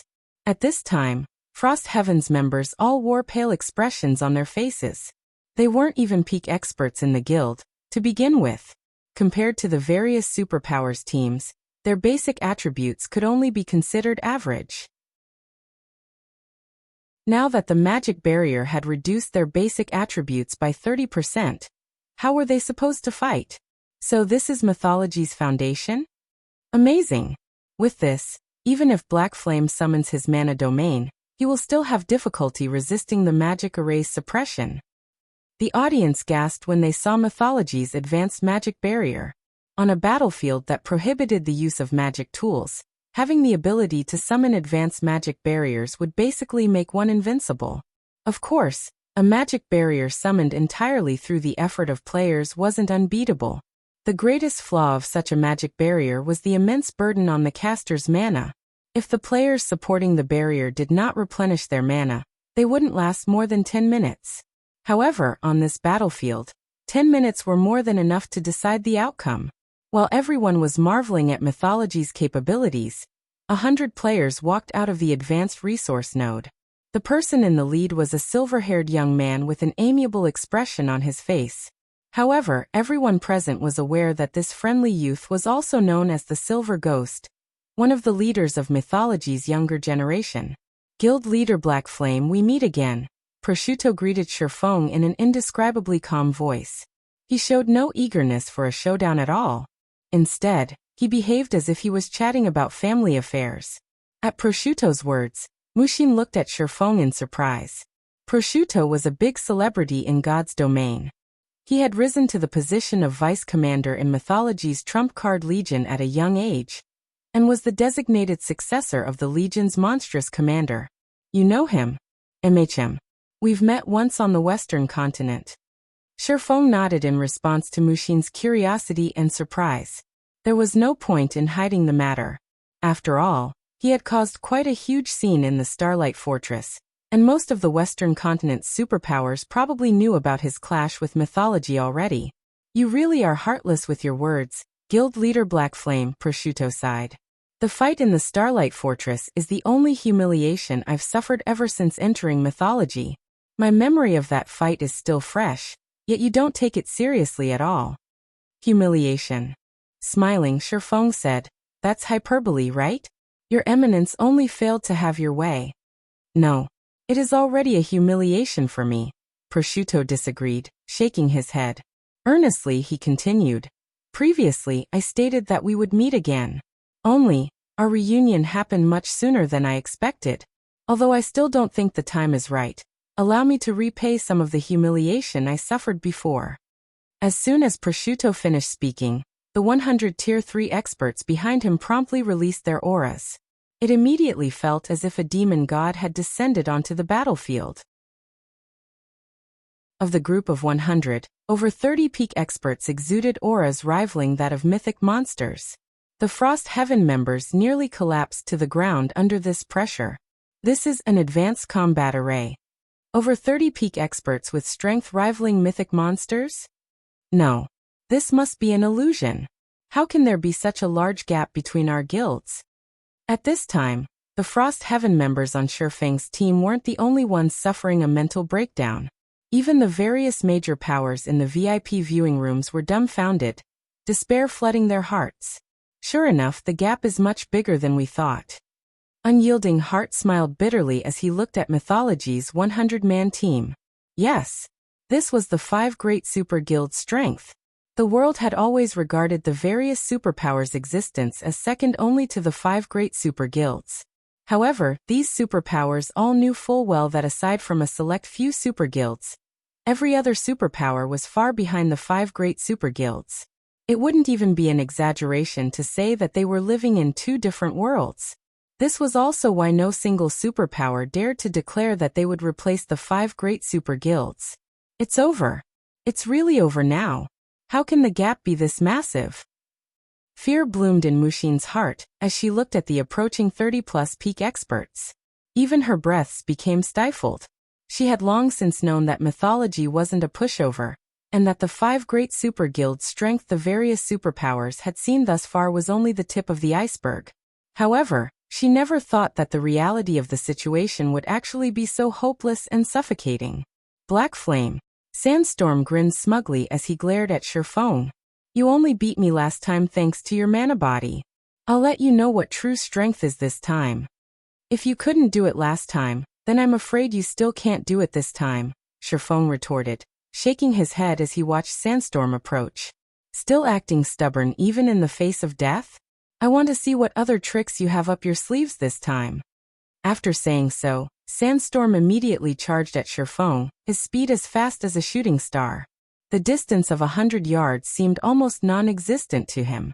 Before Frost Heaven's members could react, Sandstorm was already standing in front of Shi Feng. The dagger he wielded also turned into a phantom snake that bit at Shi Feng's heart. Tricks! Shi Feng shook his head when he saw this scene. He then stretched out his hand. Boom! A violent storm enveloped the entire battlefield, kicking up dust and dirt into the air. Read latest chapters at Wuxia World. Ew, how is this possible?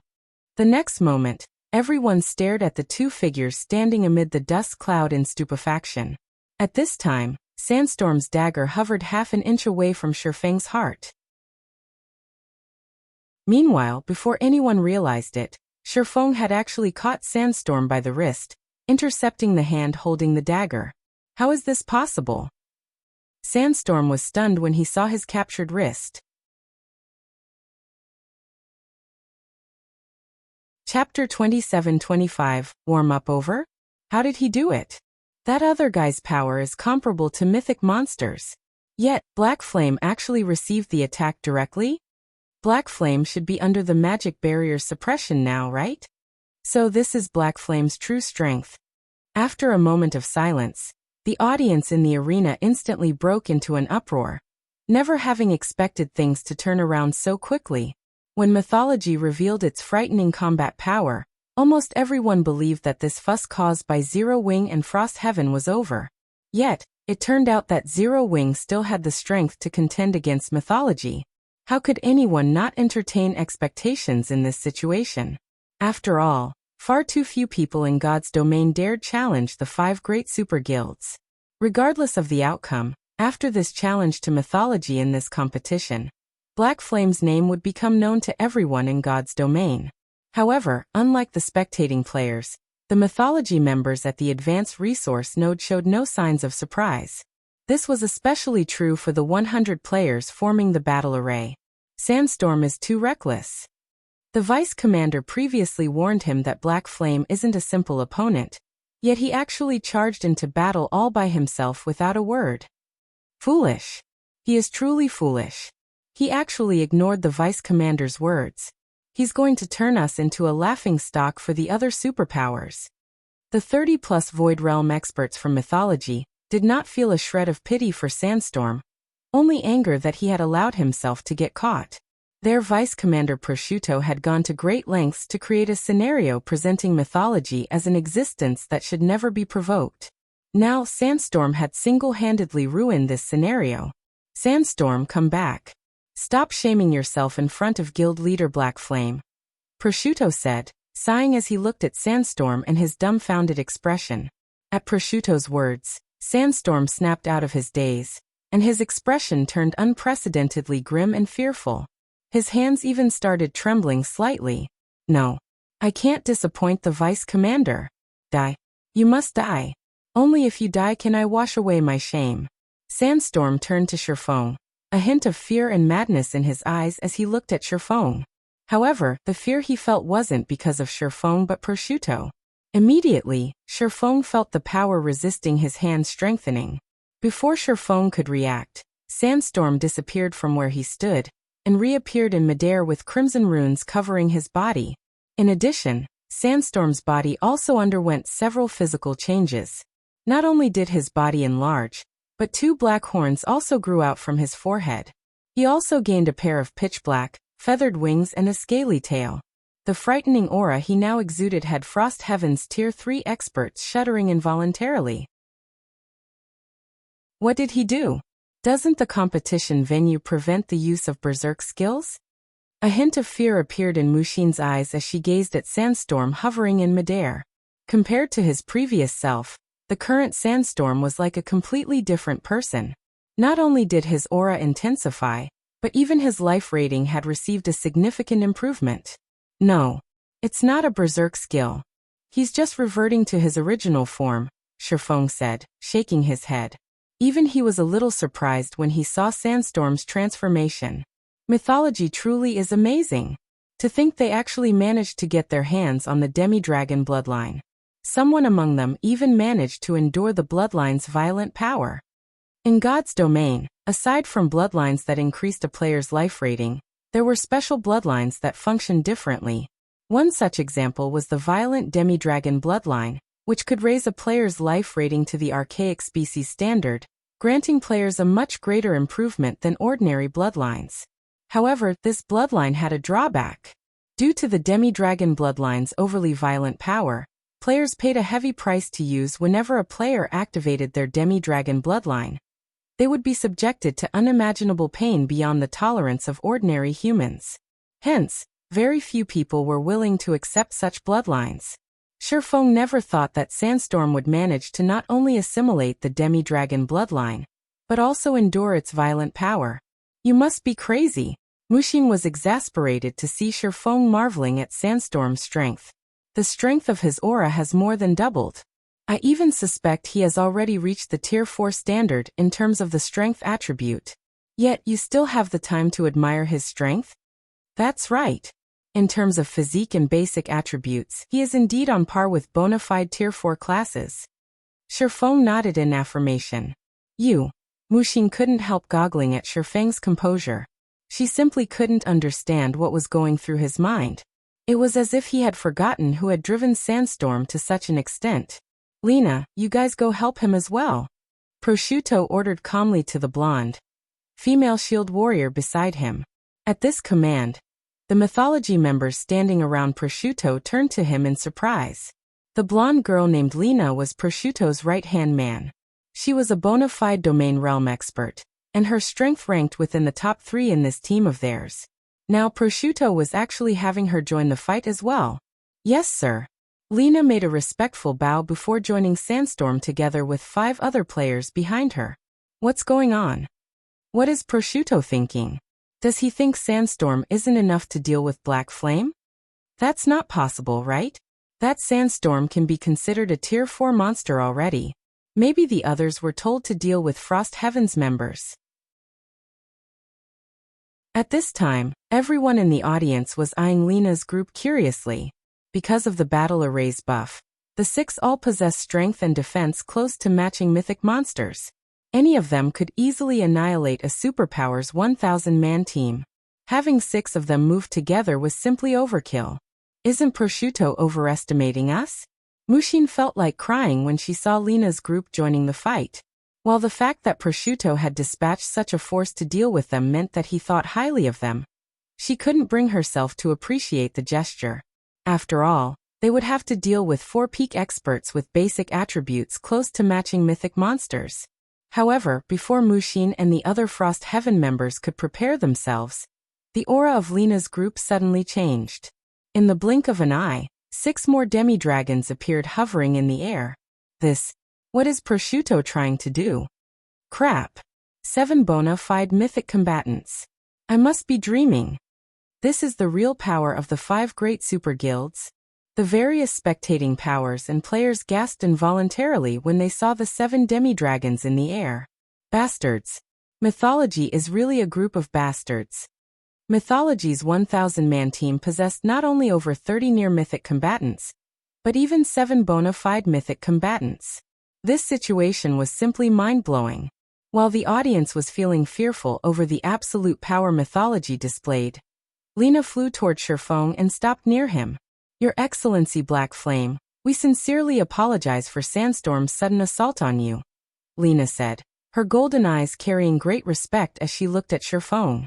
According to our Vice Commander's will, let's end the warm-up here and have both sides show our true strength. This is the respect we deserve, right? Sure. You're right. Shi Feng nodded. Shi Feng's words echoed in everyone's mind like a deafening thunder, and instantly silenced everyone. What? Warm up? They were just warming up before? I didn't hear things right. That woman actually told Black Flame that they should stop warming up? I don't believe it. I don't believe it. This is a lie. This must be a lie. The spectating powers and players felt their minds growing silly when they heard the exchange between Lena and Shi Feng. Based on Lena's words, Black Flame had still been holding back thus far, and now she was requesting him to fight with his full strength. Meanwhile, Shi Feng agreed to her request. If what Lena said was true, how much weaker were they in combat power compared to Mythology and Black Flame? At this time, Mushin stared at Shi Feng in disbelief. Shi Feng had previously stopped Sandstorm's attack, which carried power at the near-mythic standard, while under an advanced magic barrier's suppression. Yet he hadn't used his full strength back then. However, before Frost Heaven's members could react, a surge of mana flooded in from the surrounding environment, with Shi Feng as the center. The ground and sky even shook from the sheer volume of power being gathered. Read latest chapters at Wuxia World. The magic barrier enveloping Frost Heaven's members also began cracking. Less than a second later, boom! The advanced magic barrier shattered, transforming into countless particles of light and disappearing simultaneously. A mana domain enveloped the entire advanced resource node, causing everyone present to feel an unprecedented fear and oppression. A domain? Is this really a mana domain? Chapter 27-26. Battle of Monsters with Shi Feng as the center. A dark space with a 1,000-yard radius enveloped the advanced resource node and its surroundings. The mana inside the dark space flowed so rapidly that even ordinary players could sense the flux. The feeling of devastation and oppression this dark space gave off made even the audience in the distant spectator stands fearful. How can such a powerful mana domain exist? Even the mana domain of superior mythics isn't this strong. The advanced magic barrier shattered? Shouldn't mana domains be weaker than magic barriers? Many of the major powers spectating from the VIP viewing rooms had knowledge of mana domains. Some of them had even experienced one before. However, compared to what they had seen and experienced, Shi Feng's mana domain was on a completely different level. So this is his mana domain? Mu Xin, who stood near Shi Feng, was stunned right now. When she looked at Shi Feng again, she felt as if she was seeing him for the first time. She had heard from Frost Heaven's deceased foreign aide that Shi Feng's mana domain was incredibly powerful. However, the mana domain before her was not just powerful, but a whole new ball game altogether. Shi Feng's mana domain had essentially created a world of its own. And within this world, he controlled everything. In this space, Tier 3 experts were basically ants in front of Shi Feng. Meanwhile, Sandstorm hovering in midair was dumbfounded when he saw Shi Feng's astonishing mana domain. A player's mana domain can actually be this strong? Sandstorm's heart roiled with doubts as he felt the strong repulsive force coming from all directions. Shi Feng's mana domain was much stronger than that of superior mythics. Even after transforming into his demi-dragon form and gaining a Tier 4 physique and basic attributes, Sandstorm still suffered a significant restriction in his movements. By his estimates, he had lost around 20% of his basic attributes. His reaction speed and movement speed had also fallen by 30%. Now his overall combat power was barely at the Tier 4 standard. Let's get started then. After glancing at Lina and the other demi-dragons, Shi Feng unsheathed the abyssal blade and vanished. Where did he go? Shi Feng's sudden disappearance confused Frost Heaven's members. He disappeared? At this moment, let alone Frost Heaven's members, even the audience in the spectator stands were stunned. A living human had actually disappeared from their godlike perspective. However, before anyone could react, an explosion suddenly sounded in midair. Boom. The next moment, a black shadow crashed into the ground, the impact creating cracks that extended over 20 yards. The frightening shockwave nearly toppled the nearby Frost Heaven members. What happened? Everyone gaped in shock when they saw the figure on the ground, their eyes wide with disbelief. Without anyone realizing it, Shi Feng had appeared amid the flock of hovering demi-dragons, fresh blood coating his longsword. Meanwhile, the figure on the ground actually belonged to a demi-dragon. At this moment, not only did this demi-dragon's armor sport a bone-deep cut, but 1/8 of his HP had vanished. The speed of Shi Feng's attack was simply unheard of. However, compared to the audience and Frost Heaven members, the mythology members spectating the fight were much more surprised by this situation, especially Sandstorm. A hint of confusion lingered in his eyes as he glared at Shi Feng after transforming into our demi-dragon form. With the combat arrays buff, we wouldn't lose even 3% of our HP after taking a direct hit from a mythic monster.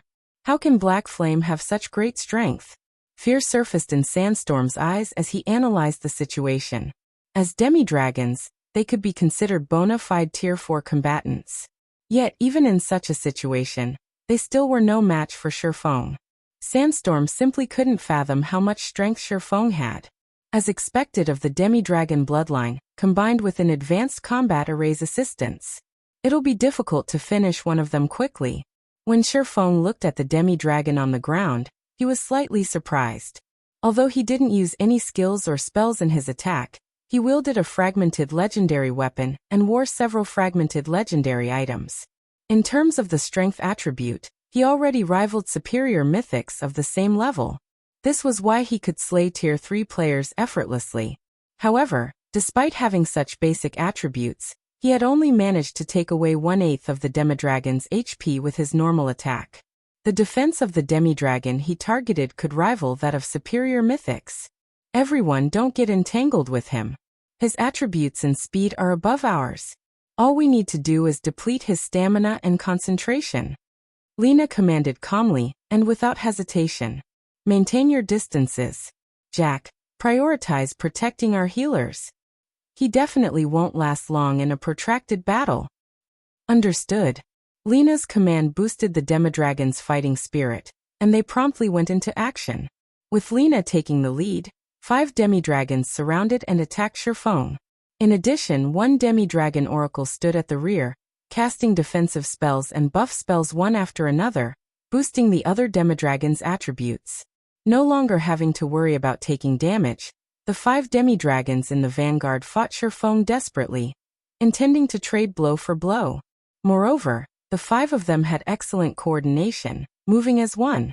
For a time, explosions continually shook the earth and sky. Countless afterimages also danced across the sky. The Tier 3 experts in the spectator stands were stupefied. They couldn't tell what was going on at all. They couldn't even tell which afterimage belonged to whom. They only saw some of the brief clashes at best. Of the spectators watching the fight, only those in the VIP viewing rooms could get a clear picture, thanks to the spectator interface's slow-motion mode. The 5 Vanguard demi-dragons perfectly merged their skills, spells, and combat techniques. They also had perfect coordination with one another. When one of them exposed a chink in their defense from clashing with Shi Feng, the others would immediately attack, preventing him from landing a fatal blow. As the clash continued, the expressions of Mushin and the other Frost Heaven members also grew darker. Although the two sides seemed evenly matched, Shi Feng had to deal with the 7 demi-dragons' back-and-forth offensive all by himself. He had no time to rest at all. His stamina and concentration consumption were far greater than Mythology's 7 demi-dragons. At this rate, Shi Feng would run out of stamina and concentration before Lina, and the others did. Black Flame, you will lose for sure this time. While we aren't a match for you by ourselves, how long can you possibly last against our joint assault? Sandstorm grew increasingly excited as the fight went on. Although he had suffered plenty of attacks from Shi Feng and lost a lot of HP, he continuously received healing from the rear-line healers. Hence, he quickly recovered the HP he lost. Black Flame, you can't blame us for bullying you with numbers. It's your fault for not having anyone capable of backing you up, the tall man beside Sandstorm said, laughing. At these words, Frost Heaven's members lowered their heads in shame. Against such strength, Tier 3 experts like themselves were nothing but jokes. They wouldn't even qualify to be distractions. After all, they couldn't keep up with these people's speeds. It seems this is Zero Wing's limit. However, it's already plenty amazing that Black Flame managed to last this long. It's a pity there aren't any capable combatants among Frost Heaven's members. Otherwise, they could have put up a fight against Mythology. Many of the spectating major powers couldn't help pitying Shi Feng. He clearly possessed inhuman strength that even Mythology had to be wary of. Unfortunately, the gap between the 5 great super guilds and the other superpowers was simply too massive. Even if all of Frost Heaven's participants were there right now, they still wouldn't be able to threaten Lina's group of 7. However, this is a valiant defeat for Black Flame. He can actually hold his ground against 7 Tier 4 monsters simultaneously. He deserves his title of Sword King. Sword King? As I see it, he's strong enough to rank within the top 6 of the God's Domain experts list. Only the 5 great super guilds' old monsters can fight him. Many of the Tier 3 experts spectating the fight admired Shi Feng. Those that previously held doubts about his title of Sword King also stopped doubting him. The seconds and minutes flew by. While everyone was feeling unreconciled for Shi Feng, the man himself suddenly leaped backward, distancing himself from the 5 Vanguard demi-dragons. Don't even think of escaping us. We have wings. We are by no means slower than you when it comes to flying. Upon seeing Shi Feng pulling away, Sandstorm immediately accelerated, chasing after him. When players gained a mana domain, they became capable of flight. However, flight achieved through this method was significantly slower than flying mounts. In comparison, demi-dragons could fly nearly as fast as flying mounts. Escape? Shaking his head, Shi Feng said. I just thought that time is almost up, so I plan to end this battle. You're still arrogant even in the face of death. I want to see how exactly you're going to end this battle. Sandstorm sped up at Shi Feng's words. Time is almost up? Lina felt that something was amiss when she saw Shi Feng's calm expression. What does he mean?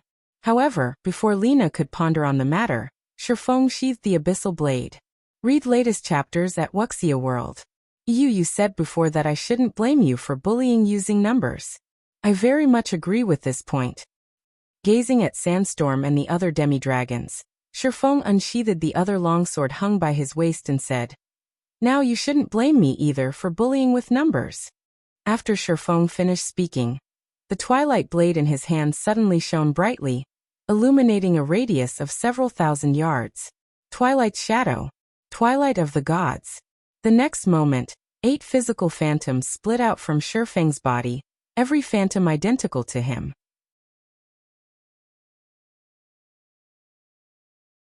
Chapter 27-27.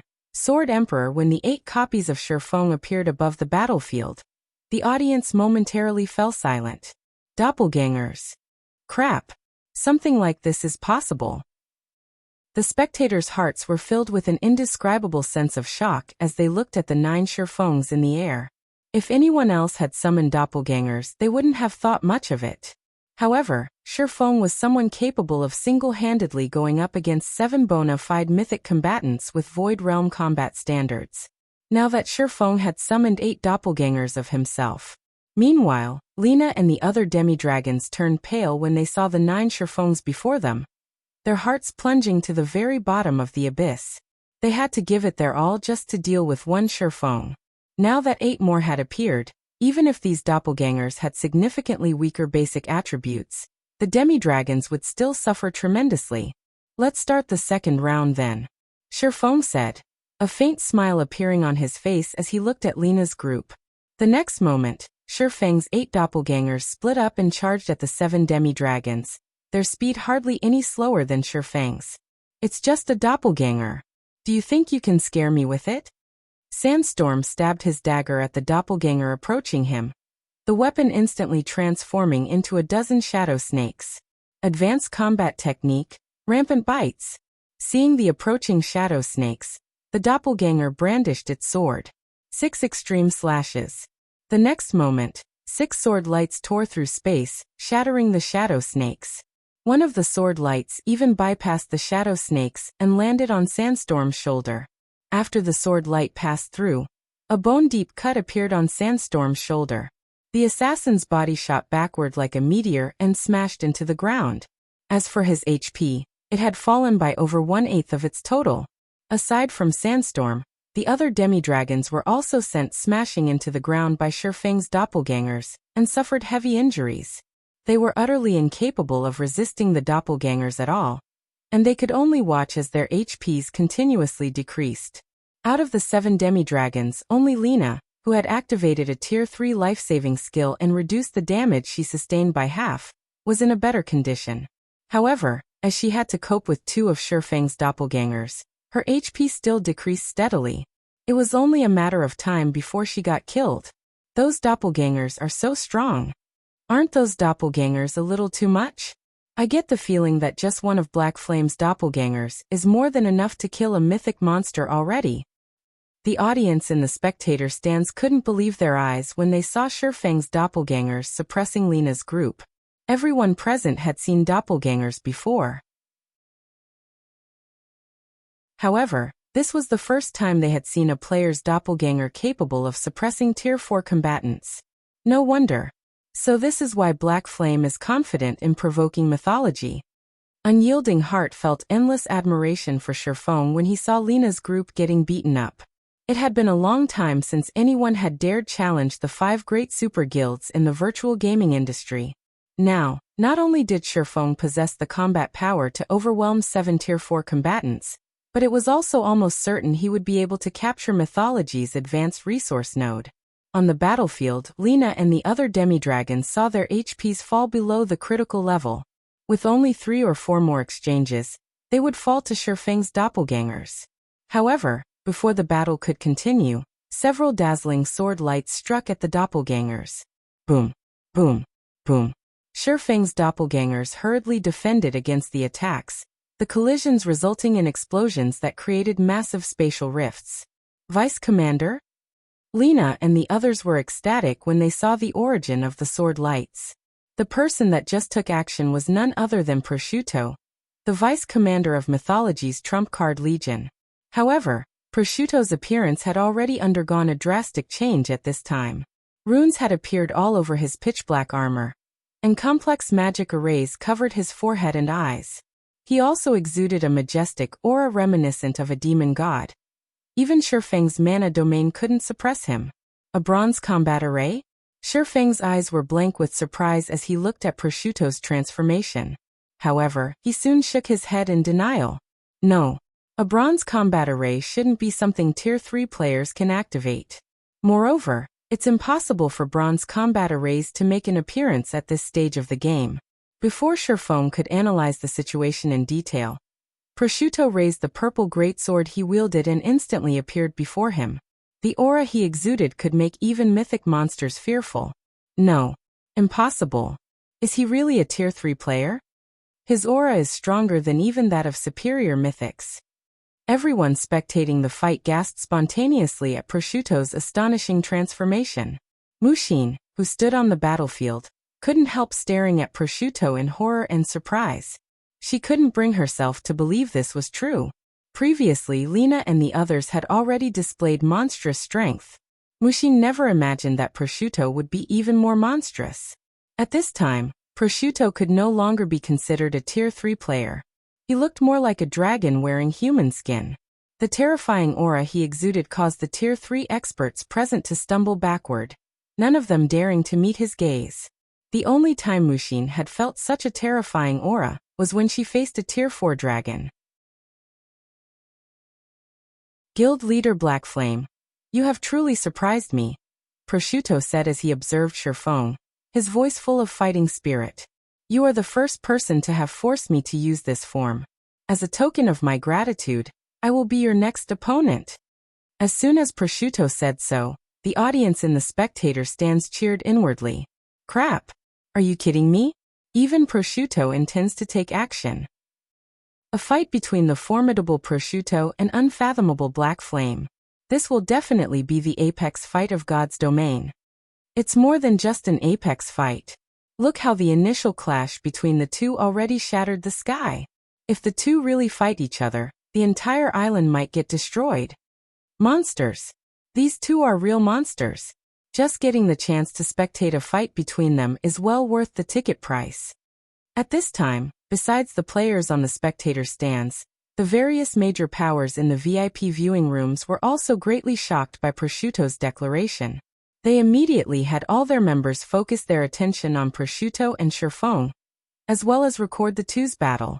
After all, it was normally impossible to collect such information in the outside world. Only in this competition venue would they have the chance to do so. However, after hearing Prosciutto's declaration, Shi Feng abruptly turned away. Are you two not going to come together? Shi Feng asked loudly as he looked at the empty sky. Shi Feng's words confused everyone present. Is he talking to himself? Is there something in the sky? Impossible. My screen isn't showing anything there.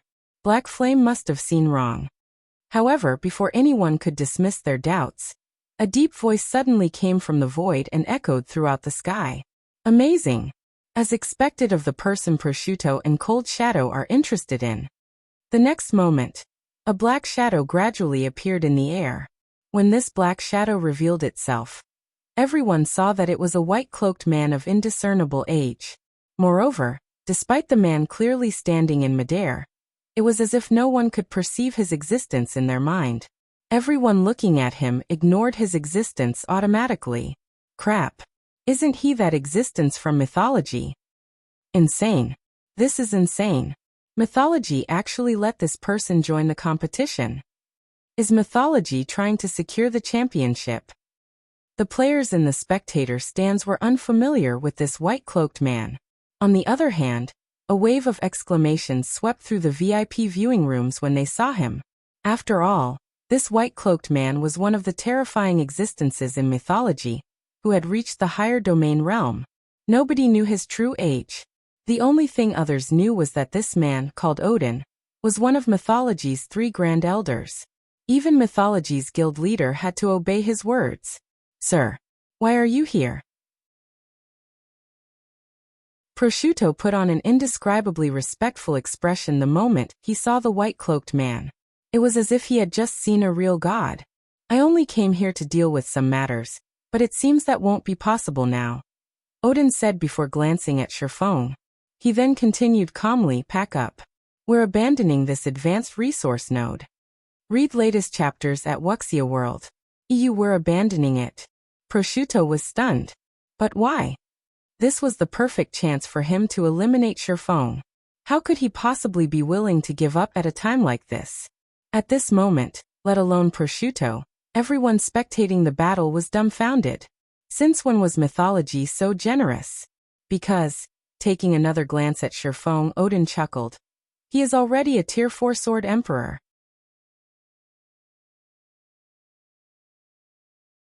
Chapter 27-28. Sword Emperor's Might, a Sword Emperor? Prosciutto was stunned when he heard Odin's words, his eyes doubtful as he looked at Shi Feng. Although some experts in God's domain had already reached level 120, reaching level 120 and getting promoted to Tier 4 were two entirely different matters. Reaching level 120 only meant that a player had met the most basic of requirements for the Tier 4 promotion.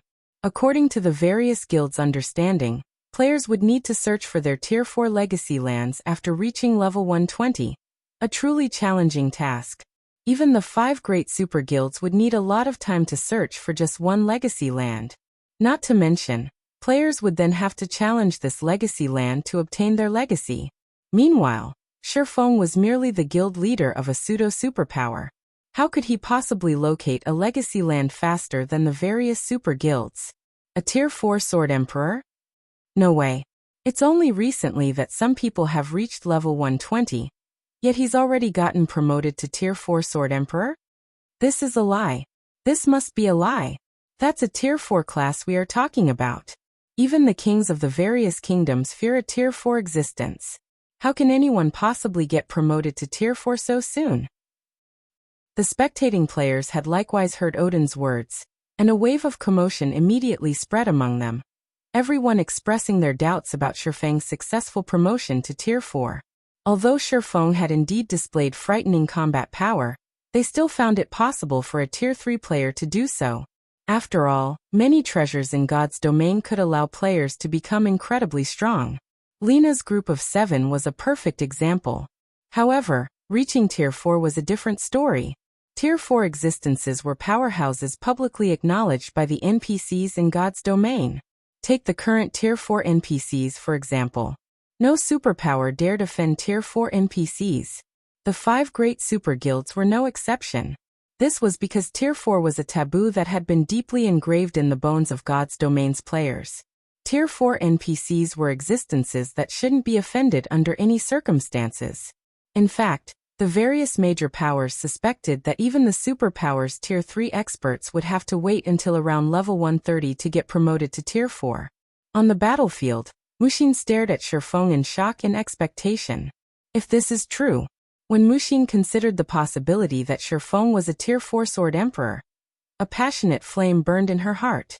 If Odin's words were true, then Frost Heaven's position on Island number 3 was secured.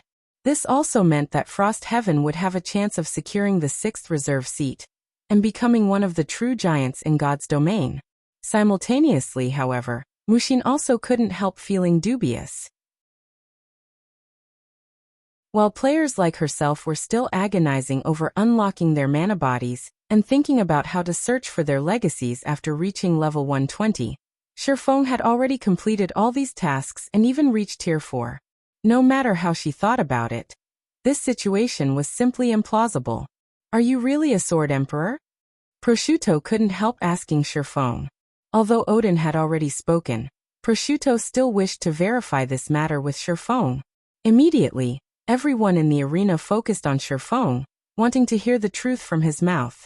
That's right. I am indeed a Tier 4 Sword Emperor. Shi Feng nodded. At the same time, he glanced reflexively at Odin, his eyes full of surprise.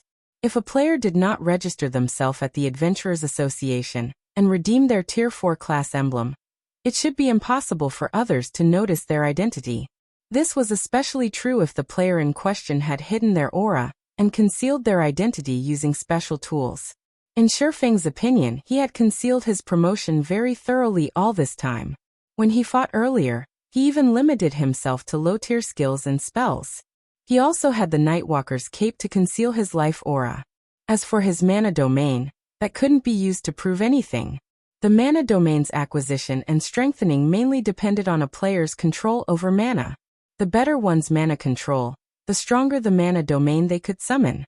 It was unrelated to one's tier at all. Meanwhile, following Shi Feng's acknowledgement, silence spread across the entire arena. At this stage of the game where even Tier 3 players were rare, a Tier 4 player had actually come into existence. It was as if Shi Feng was making a joke of all their efforts. No. That's impossible. I won't acknowledge it. Sandstorm's eyes turned bloodshot as he glared at Shi Feng. How can you possibly have reached Tier 4 already? You must be lying. You're trying to fool us into giving you this resource node without a fight. I won't let you succeed. I will expose you. At this point, Sandstorm had already thoroughly lost his mind. Sandstorm had thought that he had grown a lot stronger since his last defeat at Shi Feng's hands, and anticipated that the gap between them had shrunk significantly already. Now he was being told that not only did the gap not shrink in the slightest, but it had even widened instead. In Sandstorm's opinion, Shi Feng was merely the guild leader of a small guild. How could Shi Feng possibly surpass him, who was an elite among elites even in the 5 great super guilds?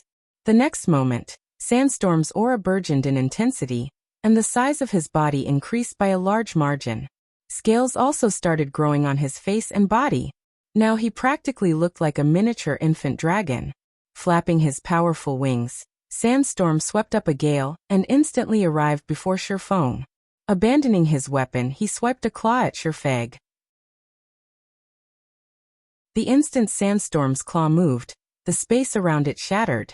Even the flow of time in the vicinity slowed. The power of his attack approached the standard of mythic-ranked archaic species. Why bother? Shi Feng couldn't help sympathizing with Sandstorm when he saw the latter's frenzied assault. After all, he had once fallen into such despair himself. This was especially true after he saw those geniuses who joined the game much later than he did. However, he had long since moved on from this despair. He realized that all he needed to do was live his life well. What was the point of comparing himself with others? Cool your head first, Shi Feng said, waving his hand. A ripple of mana then spread out from under his feet, and instantly enveloped a 500-yard radius. Tier 4 legacy skill Blade Domain. A magic sword suddenly appeared before Sandstorm, who was only half a yard away from Shi Feng. The magic sword then struck the assassin like a streak of lightning. /BOT/B lar. The next moment, an arm flew into the air. In the face of this magic sword, even the sturdy dragon scales were no different from a piece of flimsy paper. Upon seeing his arm flying away, Sandstorm instantly sobered up. He hurriedly activated a Tier 3 defensive skill, increasing his defense by a significant margin and doubling his maximum HP. However, no sooner had Sandstorm used his skill than 7 more magic swords appeared in the air. They then transformed into streaks of light that cut him. Read latest chapters at Wuxia World. Each plundered 20% of Sandstorm's HP. The 7 swords instantly robbing the assassin of all his HP. The swords also burned his body into ashes, eliminating him from the arena. The entire process might seem long and arduous, but it had taken only an instant in reality. How is this possible? The audience in the spectator stands gaped in shock at this scene. Their minds even froze momentarily. Sandstorm was a demi-dragon that rivaled Tier 4 archaic species in strength. Previously, he still managed to exchange multiple blows with Shi Feng. Yet now, Shi Feng had instantly executed him without even giving him a chance to resist.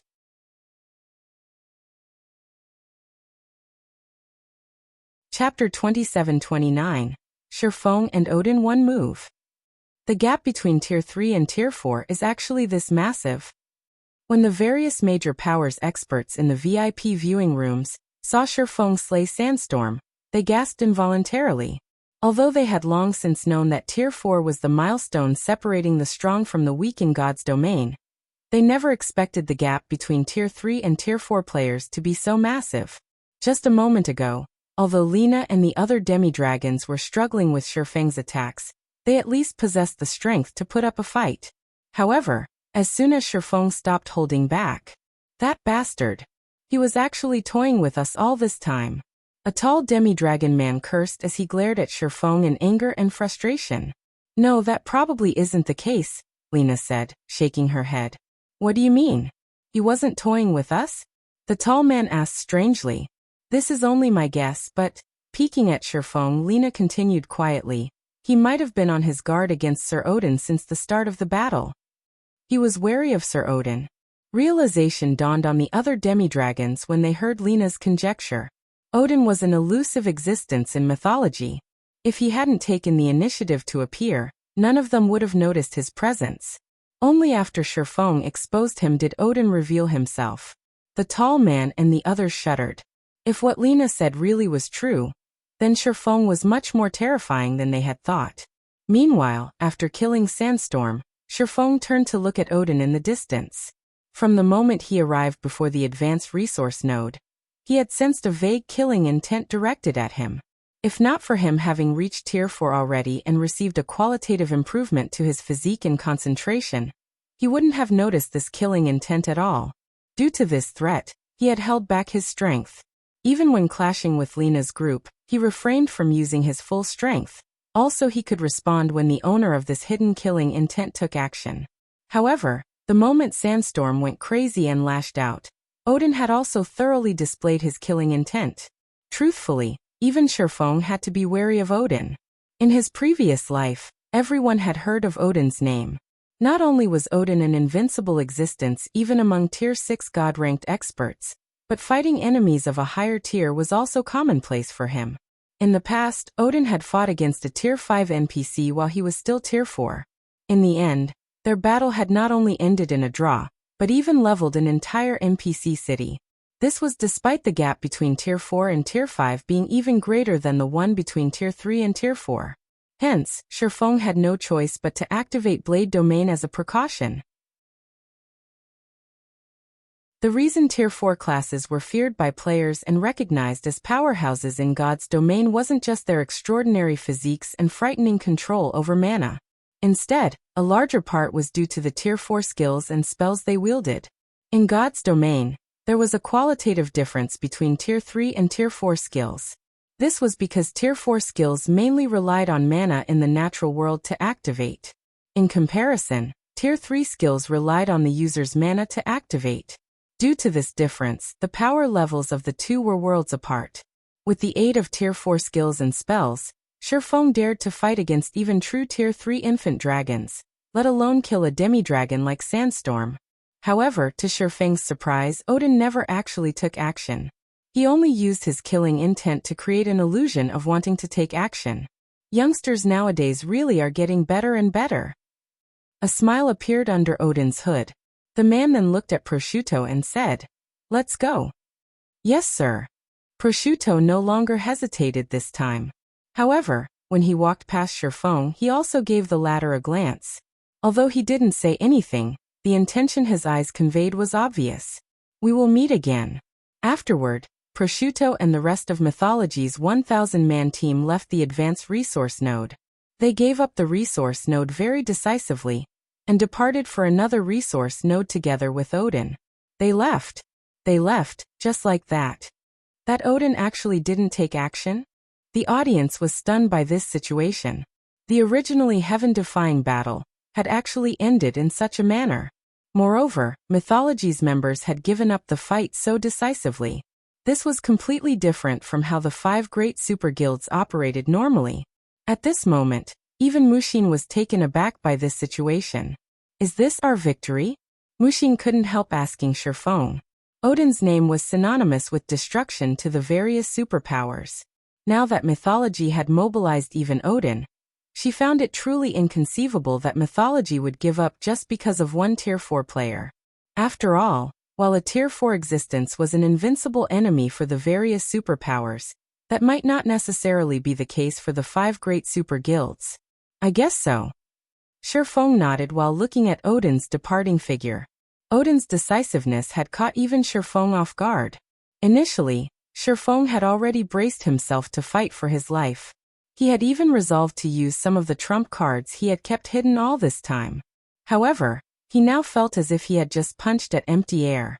"Do we still take control of this resource node?" Mushin asked. "Of course," Shi Feng answered decisively. "We went through great difficulties to win it." "Okay. I'll have the others set up a perimeter now." Upon hearing Shi Feng's answer, Mushin immediately had her subordinates take up stations around the resource node to prevent others from stealing it. After leaving the resource node, Prosciutto couldn't help turning to Odin in confusion.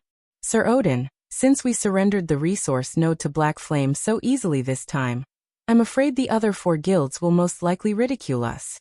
Some superpowers might even start to make light of us because of this. Are we really not going to do anything? Prosciutto asked. In Prosciutto's opinion, even if Shi Feng was a Tier 4 player, their team still had a fighting chance, especially since Odin was present. It wouldn't even be strange if they managed to take down Shi Feng. Yet Odin had unexpectedly given away the resource node without a fight. Now isn't the time to fight, Odin replied, shaking his head. Moreover, we know too little about Zero Wing. It isn't the time to fight? Prosciutto grew even more confused at Odin's words. Why? With mythology's strength, they wouldn't fear fighting the 4 other super guilds, much less Zero Wing. In fact, he was confident mythology could triumph over any of the other 4 guilds. Now they were actually retreating because of Zero Wing. When news of this matter spread, mythology would most likely become the various superpowers' laughing stock. Read latest chapters at Wuxia World. You take a look at these. Odin did not grow angry over Prosciutto's doubts. Instead, he forwarded a few videos to Prosciutto before saying, "You'll understand the reason once you finish watching them." How is this possible? Prosciutto was stunned when he saw the videos Odin sent him. This was because every one of these videos depicted a battle at the other resource node's mythology occupied. Moreover, these battles shared a common point. Zero Wing's experts took part in them. All of them lost.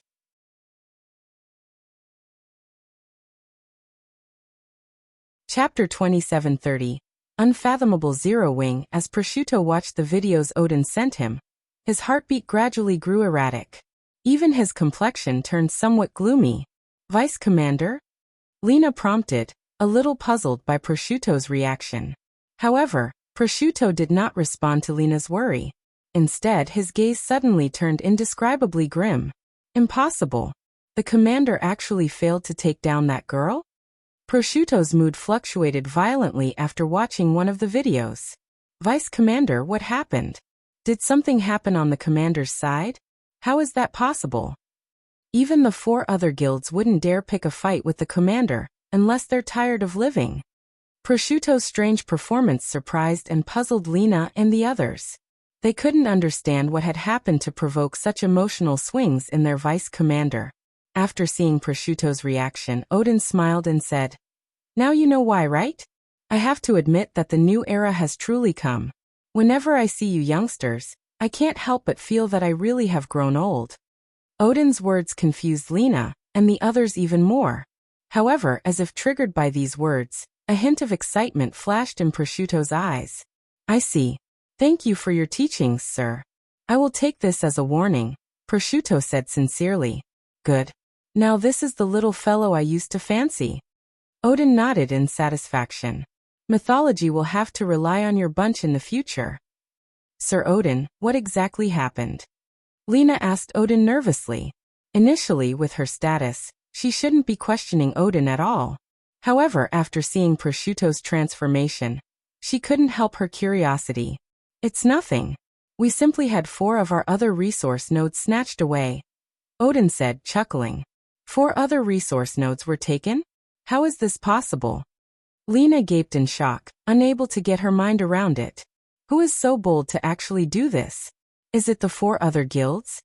Besides Lena, the peak experts of mythology standing nearby were also stunned by Odin's words, their eyes full of disbelief. Their giving away 1 resource node was already plenty unbelievable. Now they were hearing that 4 more of the guild's resource nodes had been taken. This sounded more like fiction than reality. "You guys have a look too." Seeing the doubtful gazes focused on him, Odin laughed and passed the information to everyone. The information Odin sent consisted of 4 videos showing the battles that took place in the 4 other resource nodes. Moreover, these had occurred when their team was fighting Black Flame. In the first battle video, the person leading the assault on the resource node was Gentle Snow, the woman the various superpowers were currently fearful of. She single-handedly slew over 200 mythology members with just 3 attacks. The 20-plus peak experts didn't even last one move against her. They all died in the spatial storm she created. Aside from peak experts, there were also 3 domain realm elders defending the resource node. One of the 3 had even reached the domain realm's upper stage. Yet, even after all 3 of them activated their demi-dragon bloodlines, they actually failed to last more than 10 moves against Gentle Snow. 10 moves. In front of Gentle Snow, the 3 elders' fierce and enigmatic attacks were jokes. Not only did the woman easily unravel their attacks, but she even turned their attacks against them. She used the combination skill the 3 elders executed to instantly obliterate the elder that had reached the domain realm's upper stage. In this battle, mythology had lost over 400 experts. If not for Gentle Snow refraining from pursuing the fleeing members, the guild's losses would have been even worse. In the second battle video, the person leading the attack was Fire Dance. Although Fire Dance did not possess Gentle Snow's monstrous techniques, her basic attributes were not the slightest bit inferior to those of Tier 4 existences. In addition, her speed was simply godlike. From start to end, not one peak expert managed to touch her. The peak experts could only watch as Fire Dance inflicted cut after cut after cut on their armor, continuously plundering their HPs until nothing remained. Of the defending team at the second resource node, only the Lightning Hammer, Vice Commander Howard Waz, who was the core of the team, could keep up with Fire Dance's speed. In fact, the 2 of them were evenly matched, neither able to get the better of the other. However, Alluring Summer was in Zero Wing's team. With her full strength, she cast a Tier 3 super spell on him. This left Howard Waz with no choice but to defend. Otherwise, the super spell would level the resource node itself. During the brief moment Howard revealed a gap in his defense, Fire Dance seized the opportunity to land a heavy blow, breaking one of his arms. Hence, Howard's combat power plummeted. Subsequently, Zhao Yueru triple cast 3 Tier 3 curses on him, finishing him off. With Howard's death, Zero Wing and Frost Heaven's team, which was originally at a disadvantage, immediately gained the upper hand and eventually captured the resource node. Meanwhile, the battle in the third resource node was even more astonishing. Lena and the others nearly went crazy upon watching it. After all, the third resource node's defender was none other than the Divine Spear Demon Rex, the commander of mythology's trump card Legion. Rex was a legendary individual in mythology and someone Vice Commander Prosciutto had never once beaten. Yet in the third video, Rex was actually evenly matched with a girl. Although this girl's basic attributes were only nearing the Tier 4 standard, her control over mana was superb. Wielding 300-plus magic blades, she prevented Rex from gaining the upper hand. In fact, the girl even slaughtered many experts from mythology during their clash. Afterward, Rex grew thoroughly enraged and used the combat array he kept in reserve to try to land a fatal blow on Violet Cloud. However, before this hit could land, a tall man carrying a massive shield blocked it. Subsequently, the battle continued for quite some time. Relying on her nimble movements, Violet Cloud always managed to duck behind Cola's protection at critical moments. While Cola bore the brunt of Rex's attacks, she would also instantly heal Cola back to full HP. The duo's combination turned them into undying zombies, and they held out until Rex's combat array expired. Although both sides suffered equally heavy losses after the long battle, as Rex no longer had the combat array's support, he was utterly powerless to do anything about Violet Cloud. To make matters worse, as Zero Wings and Frost Heaven's numbers dwindled, their members became more difficult to kill. In contrast, the rate at which mythology's members got killed only increased as the battle continued. Eventually, in order to avoid the other guilds taking advantage of mythology, Rex had no choice but to abandon the resource node to conserve his team's stamina and concentration.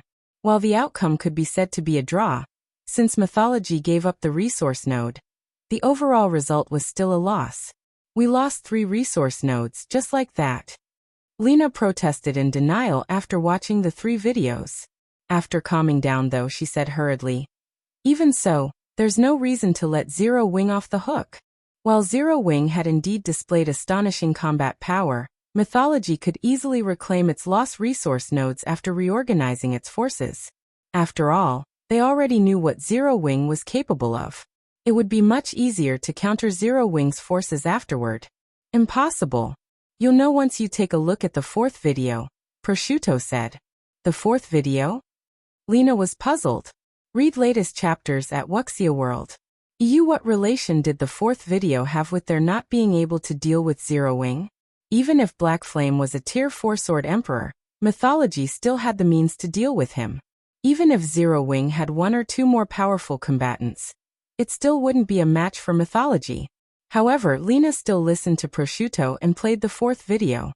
What's going on? Why isn't there anything here? Lena asked when she saw only an empty plane in the video. That's right. There is nothing at all. Prosciutto nodded. He then added slowly. Because that place was thoroughly flattened.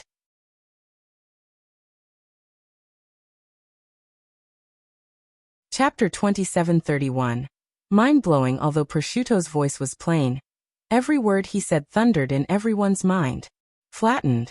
Lena examined the image in the video again. A moment later, her heart began racing, and her breathing became stifled. Aside from sand, there was nothing else within the 1,000-yard radius displayed in the video.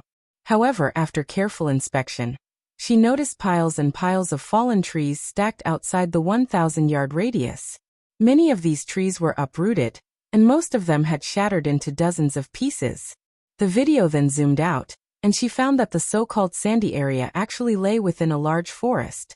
It looked as if something had thoroughly smoothed out the area. How is this possible? A Tier 3 Great Mage at the Void Realm exclaimed. That sandy area doesn't have any mana. At this Great Mage's reminder, Lena and the others also came to this realization and gasped. They had forgotten that the so-called battle video was actually a type of recording magic in God's domain. It could perfectly record the battlefield situation, which included the ambient mana.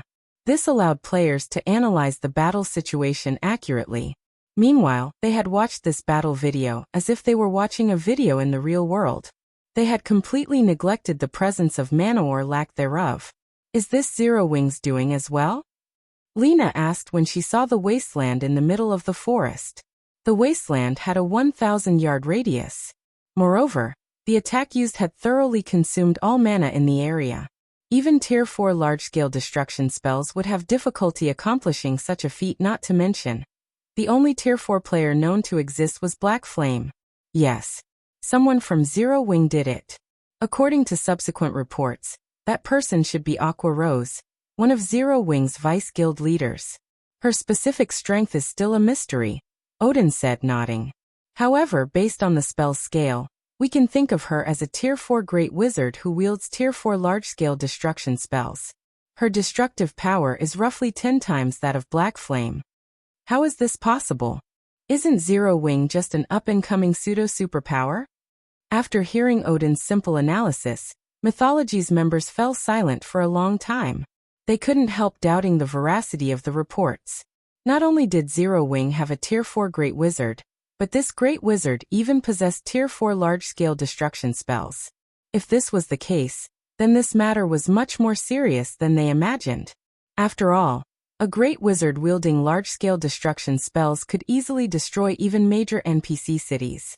At this stage of the game, such an existence would be invincible, be it in offensive or defensive battles. Meanwhile, in this competition, it wouldn't matter to a Great Wizard how many players were fortifying a resource node. All it would take was one Tier 4 large-scale destruction spell to end everything. And if one wasn't enough, then a second one would do. But are we really going to just give up? Lena asked. Mythology was one of the 5 great super guilds. It was sheer humiliation for the guild to get provoked on such a stage. If mythology didn't do something, the whole world would start to look down on it. Of course not. Odin suddenly smiled. We must settle this account one way or another, but now isn't the time for that yet. Instead, we should learn from Miracle's example. Learn from Miracle? Lena parroted, confused. B-Tazem/beat B, a verb/B. Miracle was merely a slightly above-average superpower. What could mythology possibly learn from it? Sir Odin is right. We have to learn Miracle's way of doing things, Prosciutto said with brightened eyes. We have to publicize this matter so that all the guilds will know about it. Zero Wing might be able to help Frost Heaven secure the 6th seat this time, but what they don't know is that the real doomsday will come after they secure the seat.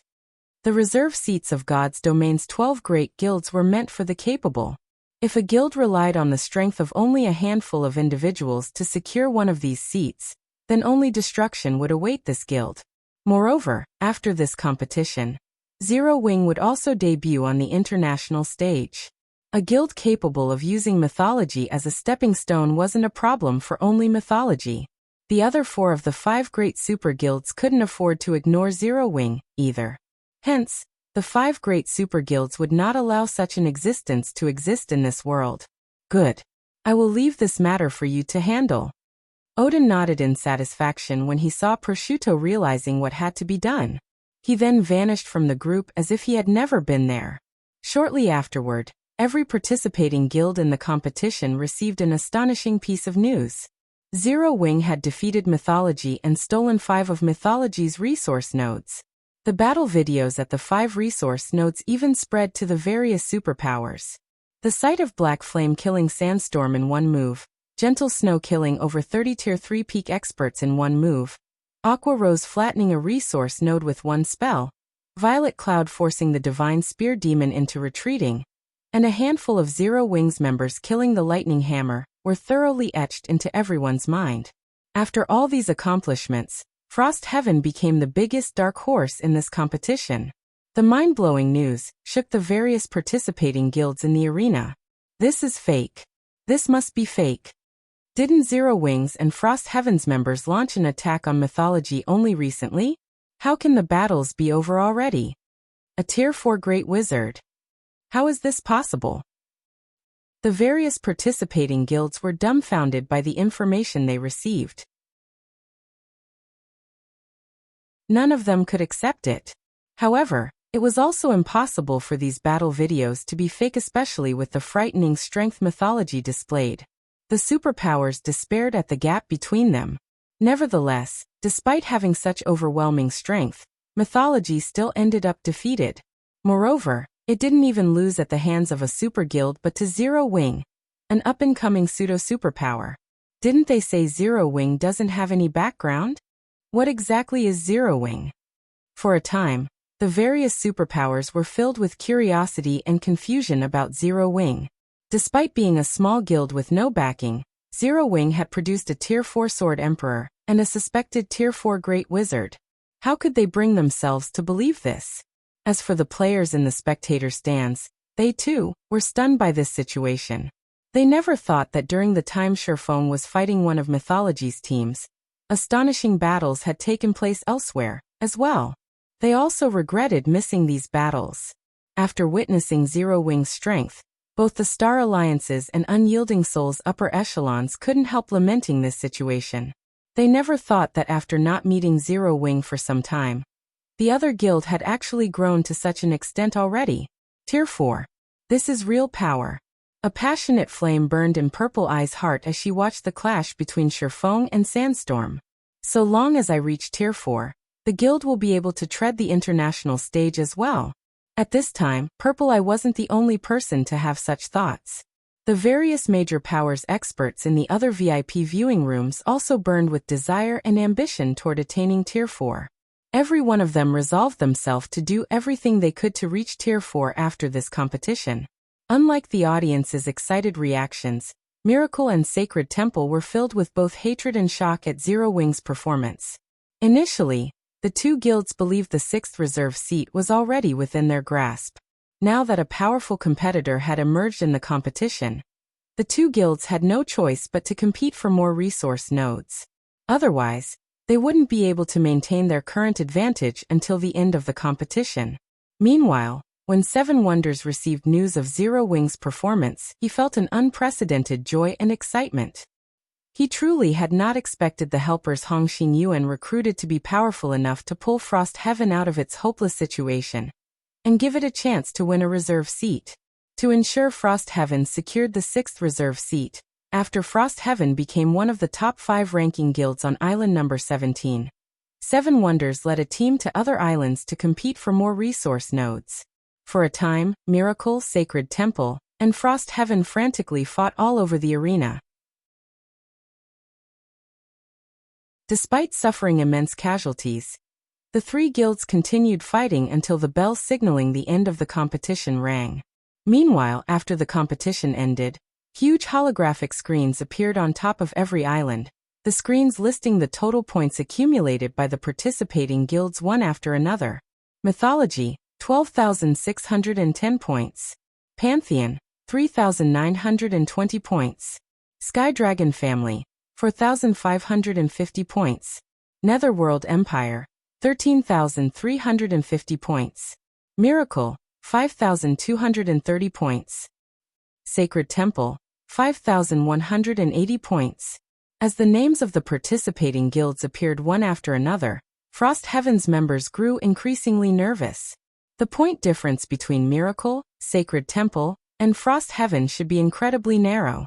In fact, partway through the competition, Shi Feng even had to attack other resource nodes personally and let Frost Heaven's members wear the resource emblem to keep Frost Heaven in the competition. Although there were instances where other guilds had successfully stolen some of Frost Heaven's poorly defended resource nodes, most of these nodes were quickly reclaimed. In addition, Gentle Snow and Aqua Rose also wandered between the various resource nodes to avert the ambushes of other guilds. We must succeed. Mushin also grew incredibly nervous as she looked at the screen. Read latest chapters at Wuxia World. EU Frost Heaven had suffered tremendous losses during this competition.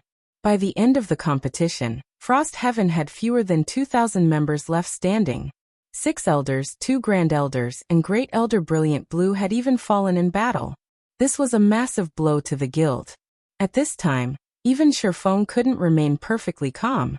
He never expected that Miracle and Sacred Temple would secretly ally with other guilds to attack Frost Heaven's resource nodes, forcing him to rotate continuously between several islands. He had even had Aqua Rose obliterate 11 resource nodes. Only then did they manage to deter the other guilds from stealing Frost Heaven's resource nodes. Now that Zero Wing had exhausted its trump cards and revealed many things to the various superpowers, if Frost Heaven still failed to secure the 6th seat in this competition, then Zero Wing would have a thorny road ahead of the next moment. After more than 20 guilds were listed on the screen, Frost Heaven's name finally appeared. Frost Heaven, 5,260 points.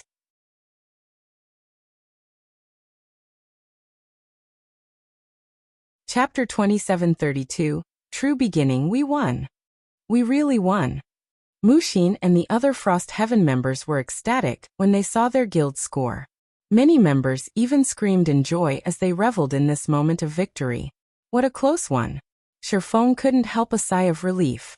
In the end, Frost Heaven had beaten Miracle by only 30 points, which was just 1 hour's worth of points for an advanced resource node. If not for some of the other guilds giving up on competing for Frost Heaven's resource nodes, Miracle might have won the 6th seat instead. Shi Feng had to admit that Miracle's foundations were much stronger than many super guilds. Fortunately, everything went according to plan.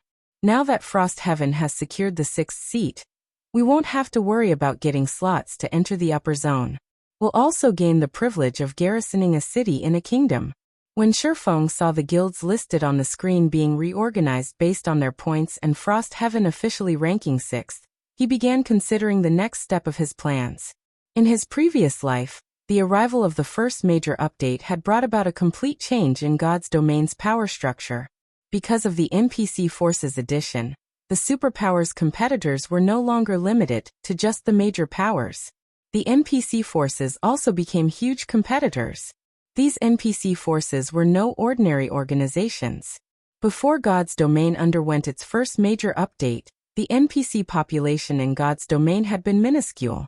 However, after the major update, the NPC population would increase crazily.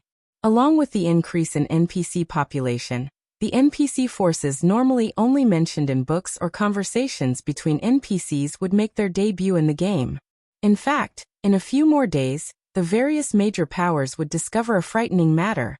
Despite how massive God's domain's player population was, players made up only a small minority of God's domain's inhabitants. Yes. Despite the game's current player population being over 10 billion, players were only a minority in the world of God's domain. B/B in the future, any random kingdom would easily have over 2 billion NPCs. The current player population could, at best, match the total NPC population in 5 or 6 kingdoms, which was roughly equivalent to the standard of one empire. However, God's domain's players were scattered across the various kingdoms and empires on the 2 main continents. There were also a large number of players in the many other worlds. Hence, in the future, the native powers would become the strongest forces in the various kingdoms and empires. Moreover, after this major update, a severe problem would pop up: the disappearance of the protection mechanism for players. At this point, most players weren't even aware of this protection mechanism's existence. This was because this so-called protection mechanism only prevented NPCs from actively targeting players. Hence, most players wouldn't notice its existence and true purpose. They merely took its benefits for granted. However, all of this would change in the world of God's domain in the future. So long as players left the city, they would no longer enjoy this protection mechanism. What did this mean? Ordinary players would most likely have a difficult time imagining the consequences of such a change. However, this would be a disaster for the growing guilds of God's domain. This was because NPCs would become capable of taking the initiative to attack players. Highway robbery, launching ambushes when players were killing monsters, killing players because of a random mood swing. Such incidents would become normal occurrences in the future. In fact, Shi Feng himself had been robbed by Tier 4 NPCs on numerous occasions in his previous life. Of course, powerful NPCs wouldn't rob just anyone they saw. They would focus on stealing incredibly valuable items. Ordinary items would hardly arouse the interest of these powerful NPCs. This change in the game was highly unfavorable for Shi Feng. After all, he carried too many valuable items. As he had the game's rules protecting him before, he hadn't worried about NPCs attacking him. Now that the rules had changed, he had no choice but to act carefully. However, this still wasn't the critical point of the major update. Instead, the fatal change caused by this update was in the management of guild towns and cities. During the early phases of the major update, most players still hadn't noticed a problem with the NPC forces. However, once the local NPC forces finished conducting a thorough investigation on players, they would begin attacking guild towns. If a guild town lacks sufficient combatants to defend it, the territory might very well end up getting taken. This was also one of the main reasons why many superpowers had disbanded after God's domain underwent its first major update in the past. Meanwhile, the situation now was even worse than during Shi Feng's previous life. In the past, when the first major update hit, the various superpowers already had Tier 4 players defending its territories. However, in this life, let alone Tier 4 players, the superpowers didn't even have many Tier 3 players under their command. It would become a nightmare for the superpowers to defend their guild towns against the various NPC forces. At this point, Shi Feng could already foresee many powers crumbling due to these changes. Compared to his previous life, the first major update's aftermath in this life would definitely be a much more painful sight. Once we get the guild privileges, we'll be able to garrison an NPC city and apply for a guild town teleportation permit. Then Zero Wing could instantly become a giant in God's domain during the poaching wars. When Shi Feng thought about the imminent poaching wars, he couldn't help feeling a little excited.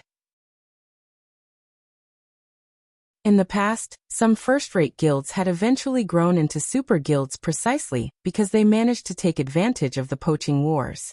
In the early stages of God's domain, the superpowers had a massive advantage in numbers over the major powers. By the time players had reached level 100, the major powers had mostly divided the available player population among themselves already. Hence, even some of the stronger guilds among the major powers had found it incredibly difficult to grow further.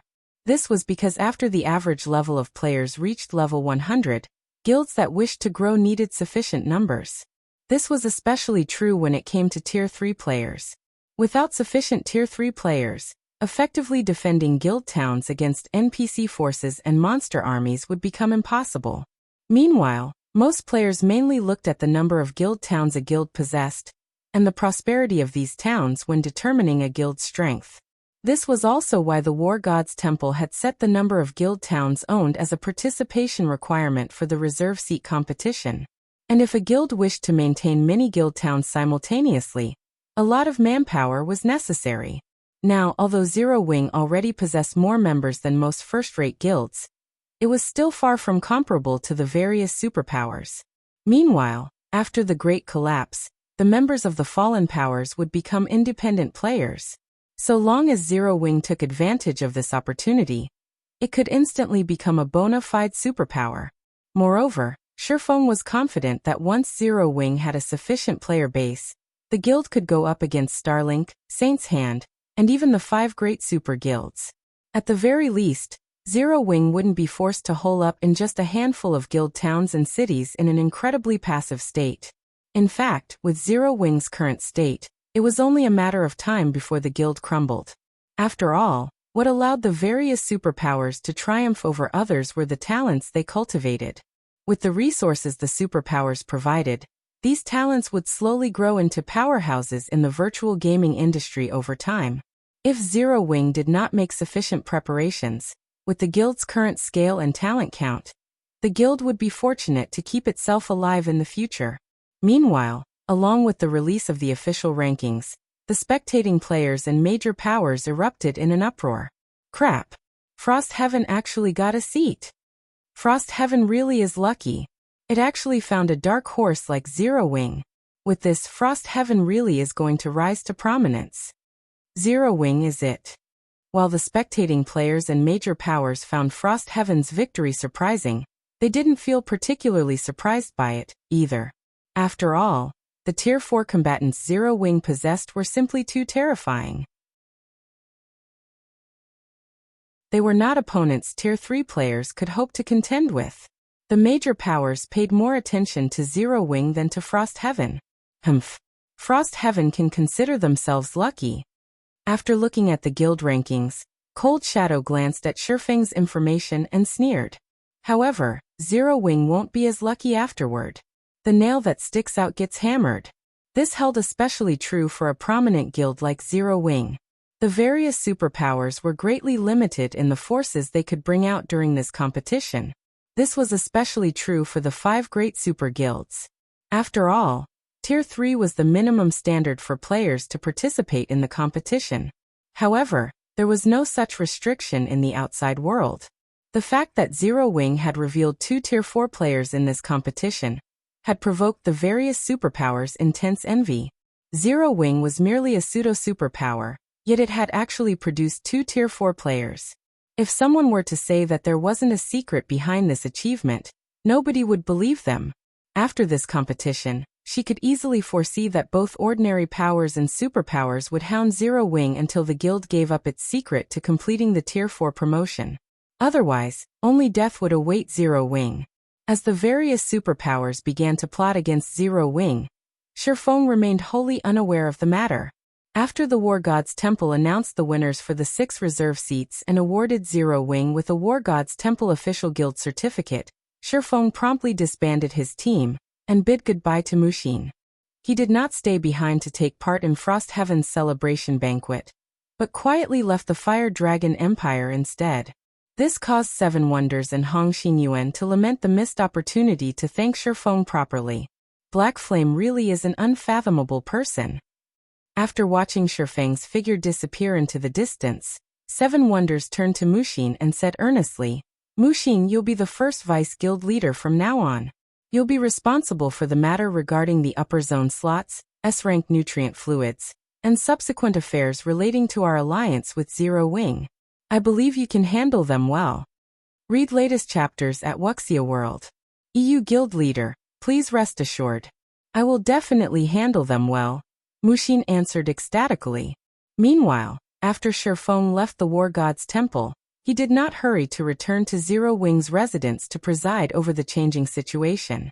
Instead, he made his way to the Twin Towers Kingdom, a dilapidated country on the brink of destruction, which would also become one of the most brilliant kingdoms in the future. Twin Towers City Hall. "Sir, how may I be of service?" A level 180, Tier 3 male administrator asked when he saw Shi Feng enter the building. If you wish to purchase land, I will have to apologize in advance. We are no longer selling land to the public. No, I'm not here to purchase land, Shi Feng said, shaking his head. He then took out the official guild certificate from the War God's Temple and said, I am Zero Wing's guild leader. My guild wishes to officially garrison this city.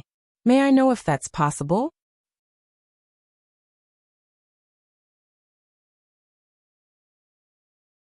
Chapter 2733, Garrisoning Twin Towers. Vico, the level 180, Tier 3 male administrator, looked at the certificate in Shi Feng's hand and carefully inspected it. Yes, this is indeed an official guild certificate from the War God's Temple. Vico nodded, his gaze turning respectful as he looked at Shi Feng. He then added slowly, Lord Guild Leader, there is nothing wrong with your guild certificate. However, I'm afraid that as an ordinary guild, your guild does not qualify to garrison our kingdom's capital. You can only choose to garrison another of the Twin Towers kingdom cities. Sure enough, the guild still can't garrison the capital city. Shi Feng was not particularly surprised by Vico's rejection. Since that's the case, Zero Wing will garrison Sky Spring City.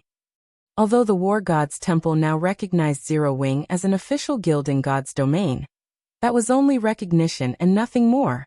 Initially, Shi Feng thought that with the deterioration of the Twin Towers kingdom due to the abyssal monsters, Zero Wing might have a chance to garrison its capital. However, it would seem that he had still underestimated the Twin Towers kingdom. After thinking it through though, he found this situation reasonable. In his previous life, the Twin Towers kingdom had shone brightly on the continent of God's domain, thanks to the Tower of Time and secret Covenant Tower it housed. It had been a kingdom that stood far above other kingdoms. Moreover, while the Twin Towers kingdom might currently look battered, now that the first major update had taken place, NPCs would start appearing in large numbers across the kingdom. Once that happened, it was only a matter of time before the NPCs turned the tables on the abyssal monsters. Otherwise, Shi Feng wouldn't have rushed to have Zero Wing garrison the Twin Towers kingdom. That won't be a problem. Please follow me. I will conduct the procedures for you, Vico said and led Shi Feng to the third-floor hall. On his way to the third floor, Shi Feng noticed that the number of NPCs inside the city hall had increased significantly. Previously, it was rare to see even one Tier 3 NPC in a city hall. Now he spotted at least a dozen. Moreover, even the weakest of them was at level 140, while the strongest reached level 182.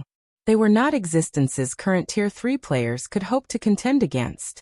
Through this, he could already anticipate a large batch of Tier 3 NPCs appearing inside the Twin Towers kingdom in the near future.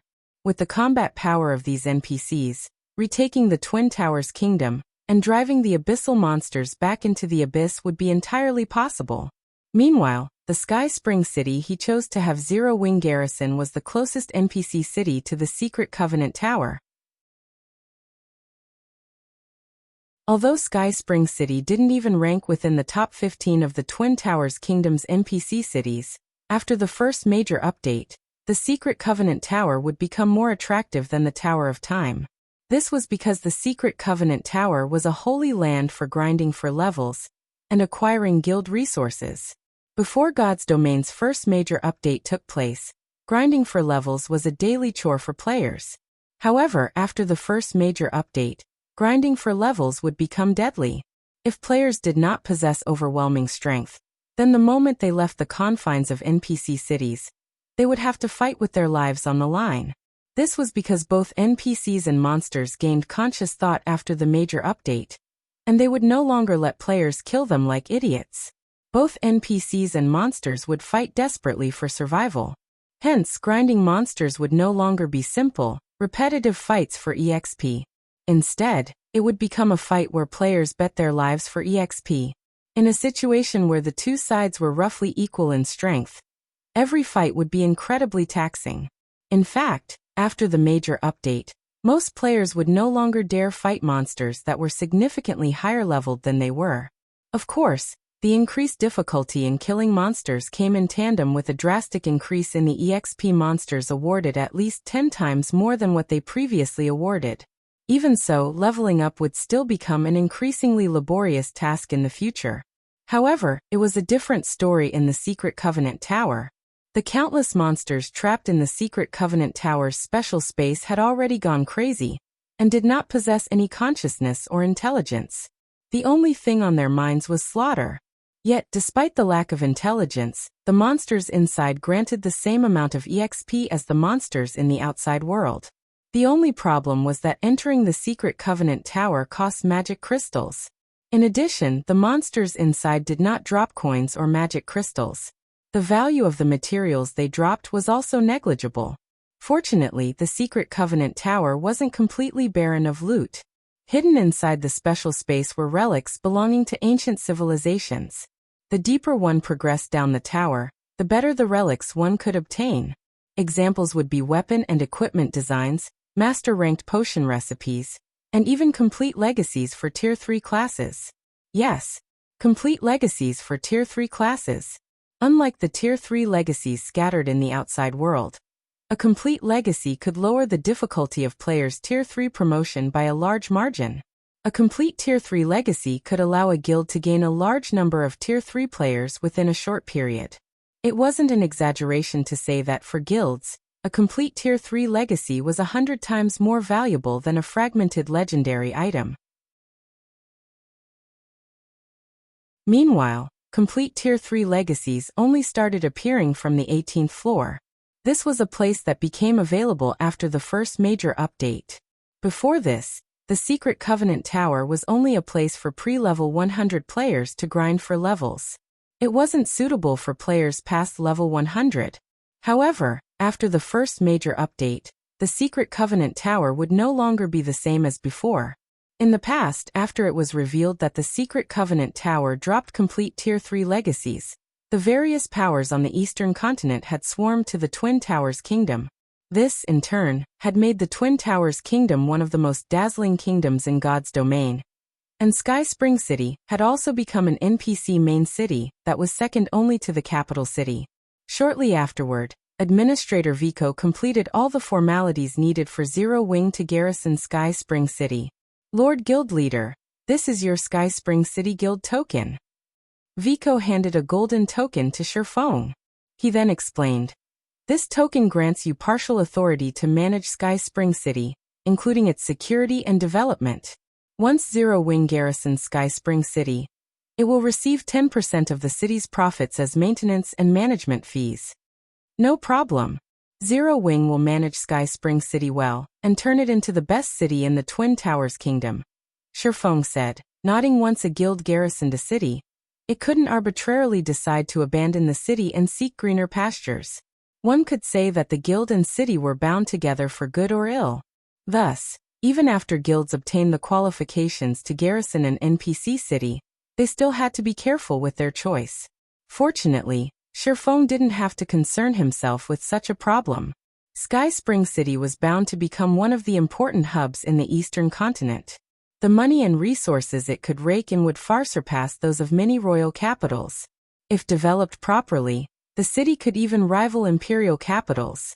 I pray that you can fulfill this wonderful goal, my lord, Vico said, feeling slightly surprised by Shi Feng's confidence.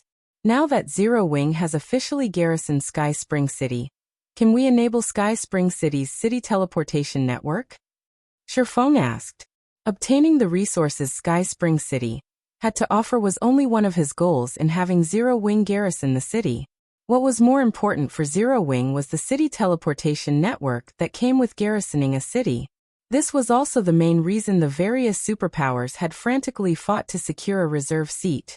Certainly. However, your guild will have to handle the cost of binding with Sky Spring City's teleportation magic array, Vico said with a hint of joy in his voice.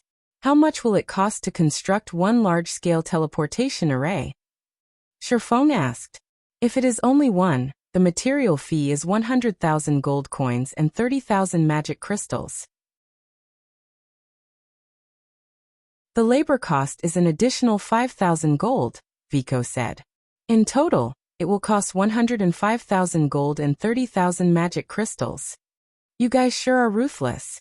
It's just a bunch of ordinary materials, yet you're actually charging me 100,000 gold. Shi Feng was flabbergasted at Vico's quote.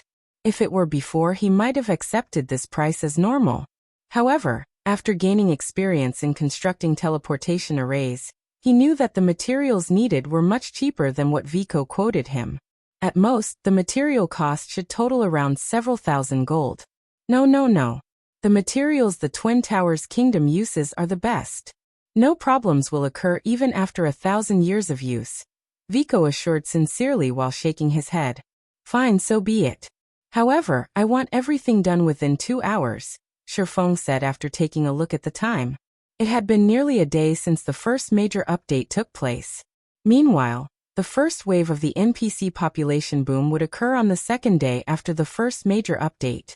This was also the moment darkness would befall the various powers. That won't be a problem, Vico said confidently. May I know which guild city you wish to construct the teleportation array in? Silverwing City.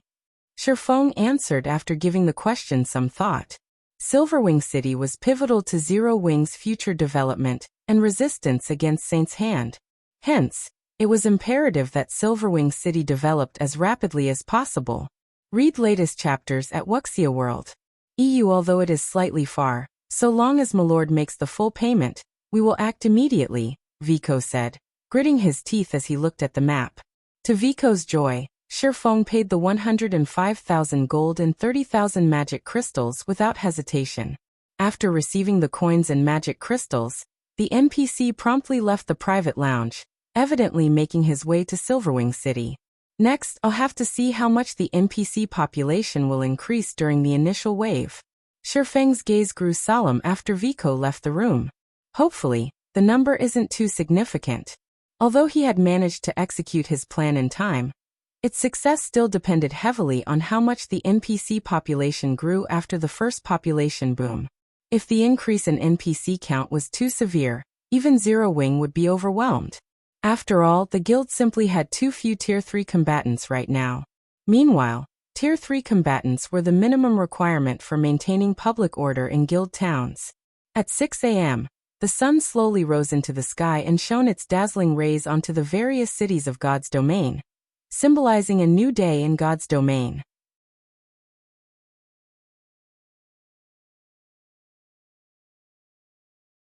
Chapter 2734. New World begins. Typhoon Empire, Typhoon City. The morning sun's rays shone on the secret pavilion's residence. However, nobody in the residence's scorching atmosphere was in the mood to enjoy this cool, morning sun. As the competition for the reserve seats had just ended, the many budding talents and matured powerhouses that had debuted during the competition were now a target of attention for the secret pavilion. To sort out the information of these people, and sell the information in the next publication of the God's Domain's experts list, the whole secret pavilion had become extremely busy. Every secret pavilion member within the Typhoon City residence was either sending out information to other branches, or organizing the information they received from other branches. Everyone was so busy that they lost track of time. Uncle Yuan, the strength Zero Wing displayed this time is truly astonishing. One Tier 4 Sword Emperor, and one suspected Tier 4 Great Wizard that wields Tier 4 large-scale destruction spells. Zero Wing has even become a guild officially recognized by the War God's Temple. The various superpowers will have to fear Zero Wing now. Purple Jade exclaimed as she read the report on Zero Wing in her hands. B-B Zero Wing was a guild they had watched grow from nothing to its current state. Initially, Zero Wing had been a small guild that couldn't even be considered third-rate. However, it gradually grew into a large guild that could challenge even first-rate guilds. Afterward, it had fought against superpowers time after time. Now, it even stood on the international stage of God's Domain and aided Frost Heaven in securing the 6th reserve seat, shocking countless powers in God's Domain in one fell swoop. At this point, even the various superpowers had to acknowledge that Zero Wing was a guild to be wary of. The only thing Zero Wing lacked now was a sufficiently strong foundation. It just didn't have the frightening manpower and expansive territory of a superpower. While that's correct, You shouldn't forget that Zero Wing is a guild that is completely reliant on only a handful of individuals to support it. The guild is walking a tightrope, and a single mistake can lead to disaster. Now it has even become the focus of God's domain's various powers. Yuan Tiexin said in a low tone, shaking his head. The Tier 4 promotion quest is simply too challenging. You should know this as well. Yet, Zero Wing has 2 people suspected to have completed their promotions. You should know very well what this implies. Uncle Yuan, you mean, Zero Wing has grasped a way to complete the Tier 4 promotion quest easily? Purple Jade was a little shocked. According to the Secret Pavilion's information gathering, the hardest part in completing the Tier 4 promotion quest was searching for one's Tier 4 legacy land. Even the Secret Pavilion had yet to locate a single Tier 4 legacy land. If Zero Wing really found a reliable way to locate Tier 4 legacy lands, this would be an incredibly frightening matter. This is only conjecture. We still don't have any evidence to back it up right now. Moreover, I think the possibility of this being true is low. After all is said and done, God's domain is a relatively fair game. If Tier 4 legacy lands could be located easily, Tier 4 classes wouldn't be considered powerhouses in God's domain, Yuan Tiexin said, shaking his head. Even so, just the possibility holds an incredibly fatal attraction for the various powers. According to the inside information we've secured thus far, we can confirm that over a dozen superpowers are already preparing to suppress Zero Wing. In addition, Zero Wing has plenty of enemies. The Warblood Adventurer team on Dragonheart Island, the Dark World's various powers in the Dark Knight Empire, and Saint's Hand in Starmoon Kingdom. Starlink, Zero Wing's old nemesis, has also been conducting a series of secretive operations recently. Starlink seems to be planning something big by the looks of it. If these superpowers join forces, even if Zero Wing has a Sword Emperor and a Great Wizard defending its territories, the guild will still have difficulty surviving. Purple Jade's complexion turned ugly at Yuan Tiexin's analysis. A pseudo-superpower was actually fighting on 3 different fronts. Moreover, every one of its opponents was either a superpower or an organization backed by a superpower. Anyone that heard this would definitely feel despair. For Zero Wing to survive until now, this was simply a miracle. Of course, Shi Feng and the rest of Zero Wing's upper echelon might not be afraid of the various superpowers as individuals, but it was a different story for a guild with so many members. It would be very easy for the various superpowers to attack such a guild. Meanwhile, if a guild lacked manpower, there were many things it couldn't accomplish. One such example was the collection of resources. Just this point alone would be sufficient to make Shi Feng and the others crumble. What more operating guild towns and cities? This is just the situation on the Eastern continent. Zero Wing isn't safe on the Western continent either. I heard that many of the Western continent's superpowers are showing interest in the Starlight Fortress, Yuan Tiexin said, chuckling when he saw the blank expression on Purple Jade's face. You should know by now that Zero Wing has always been walking a tightrope, right? What happens next will depend on what kind of decision Black Flame makes. If Black Flame handles this properly and avoids disaster, with Zero Wing's current foundations, it is definitely possible for the guild to progress further. If it's mishandled, then Zero Wing will be eternally doomed. When Yuan Tiexin stated his last sentence, his voice was filled with confidence. That was because, unlike most people, he knew that mythology was most likely the driving force behind the various superpowers' decision to act against Zero Wing this time. Mythology was a behemoth. It had an unfathomable foundation in both the virtual gaming world and the real world. It was an existence that even the current secret pavilion feared greatly. As Yuan Tiexin and Purple Jade conversed, the sound of hurried footsteps suddenly came from outside the office door. The next moment, a level 114, Tier 3 ranger barged into the office, which made Yuan Tiexin frown in obvious dissatisfaction with this Tier 3 ranger's panicky actions. What's the matter? Why are you in such a rush? Yuan Tiexin questioned in a low tone. It's bad. Elder Yuan, something big happened. The Tier 3 ranger reported hurriedly as he wiped the sweat off his forehead. Just a while ago, our branches sent in news that a large number of NPCs have appeared on the streets of the various cities.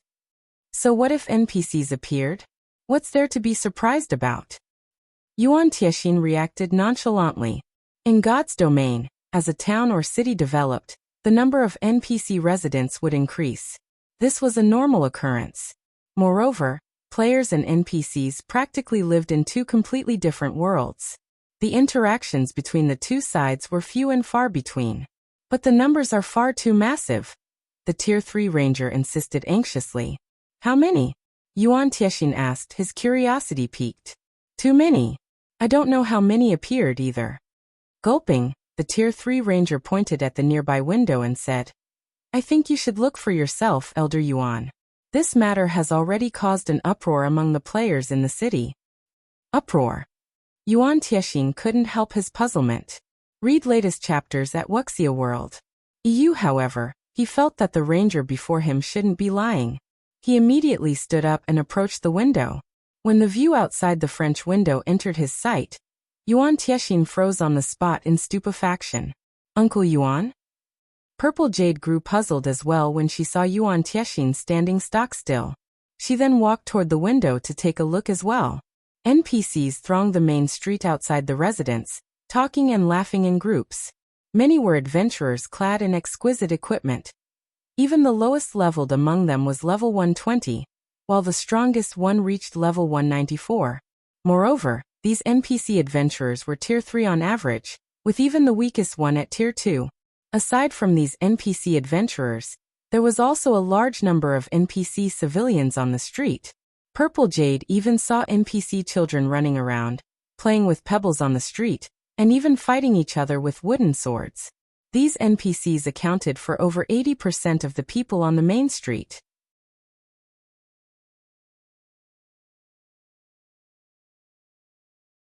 Chapter 2735.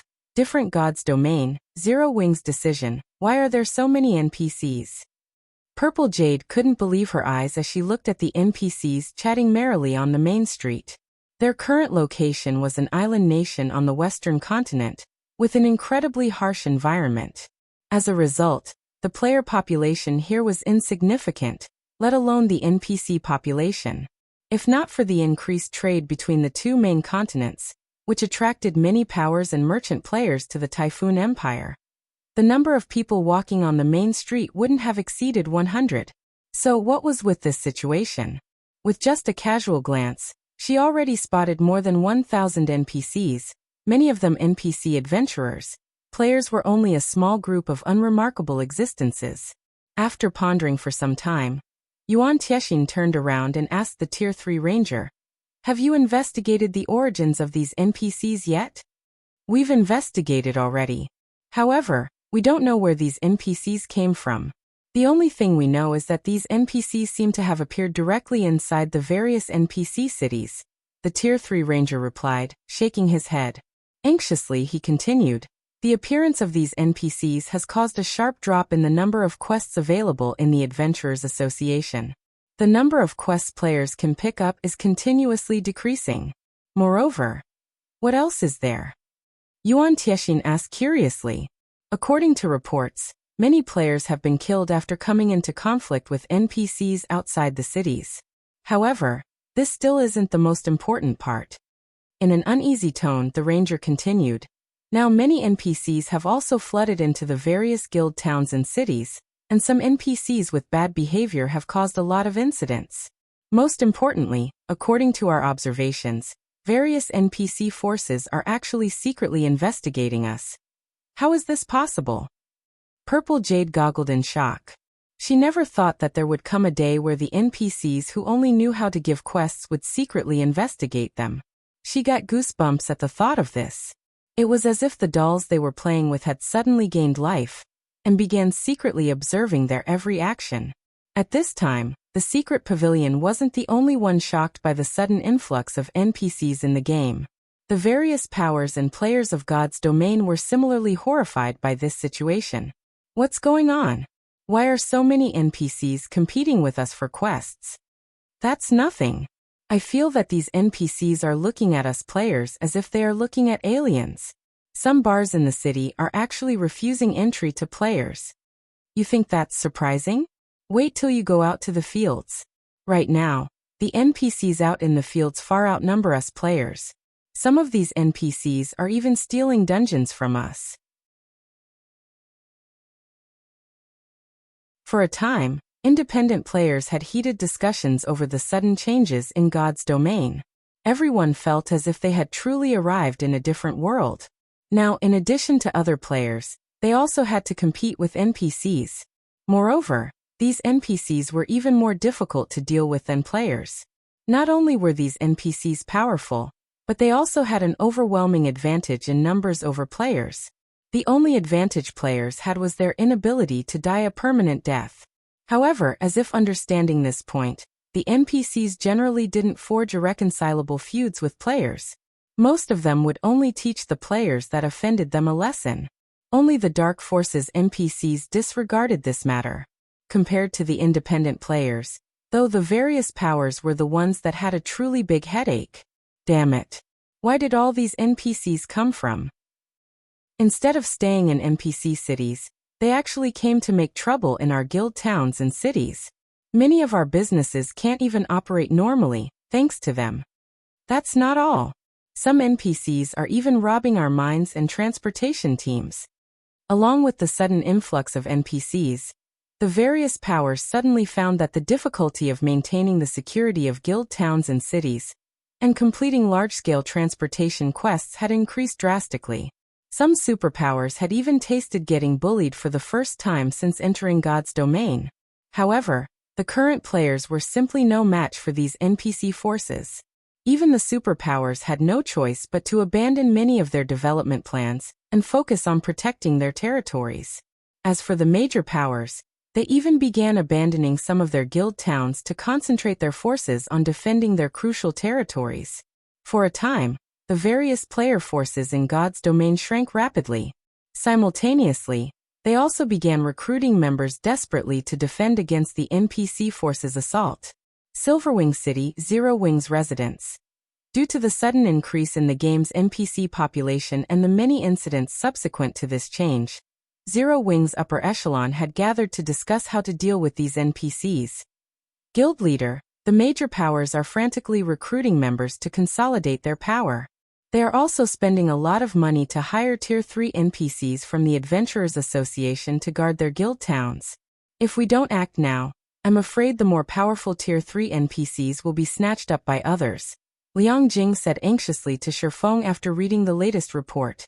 The sudden influx of NPCs had caught every player off guard. Originally, the changes to the NPCs after the first major update was already a slight problem. Now that the NPC population far surpassed the player population, this change was no longer just a problem but a disaster. Zero Wing's 3 guild cities held strategic locations and also had incredible growth potential. Meanwhile, according to the information Liang Jing's subordinates sent her, many NPC forces had already set their sights on Zero Wing's guild cities. These NPC forces refrained from taking action only because they were still investigating Zero Wing's strength.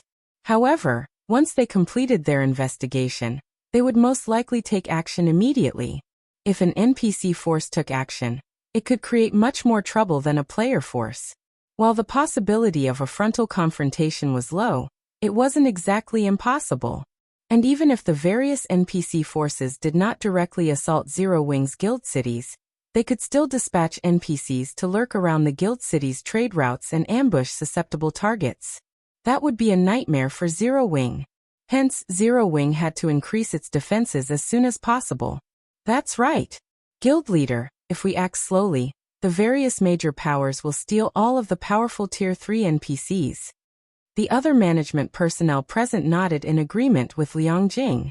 In the current situation, even the various superpowers had to lower their heads and hire NPCs from the Adventurers Association. If Zero Wing didn't act now, it would soon be too late.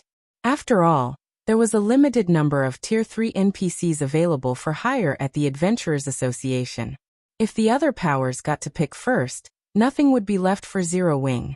Although Zero Wing also had many powerful Tier 3 personal guards, these personal guards were still far from enough to maintain the security of 3 cities. Moreover, the difficulty of directly recruiting Tier 3 personal guards was incredibly high.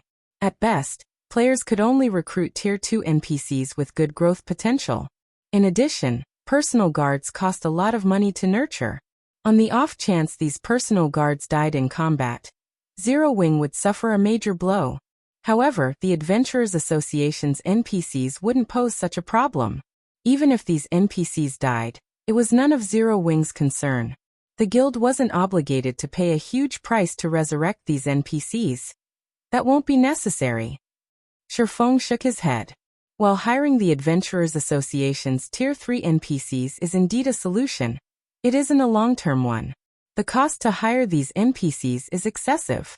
Any random Tier 3 NPC will cost at least 100 gold per day to hire, and the defense of a small city will require at least 500 Tier 3 NPCs. That's an expenditure of 50,000 gold per day. Only the superpowers could afford to pay a daily maintenance fee of 50,000 gold for one guild city. However, it was a different story for Zero Wing.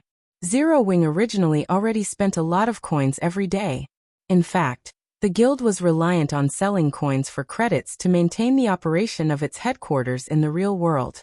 Hence, it couldn't afford to hire Tier 3 NPCs to safeguard its guild cities at all. But quite a number of NPCs have begun making a ruckus in our cities. Fortunately, we have Tier 4 NPCs defending our cities, so those NPC forces are still cautious when causing a scene. However, if those NPC forces take action against us outside our cities, we'll have a difficult time managing the situation, Yulan said worriedly. Previously, as their opponents were only players, they could still deal with the situation. However, now that their opponents were Tier 3 NPCs that range between level 130 and level 160, Zero Wing was in an incredibly unfavorable situation.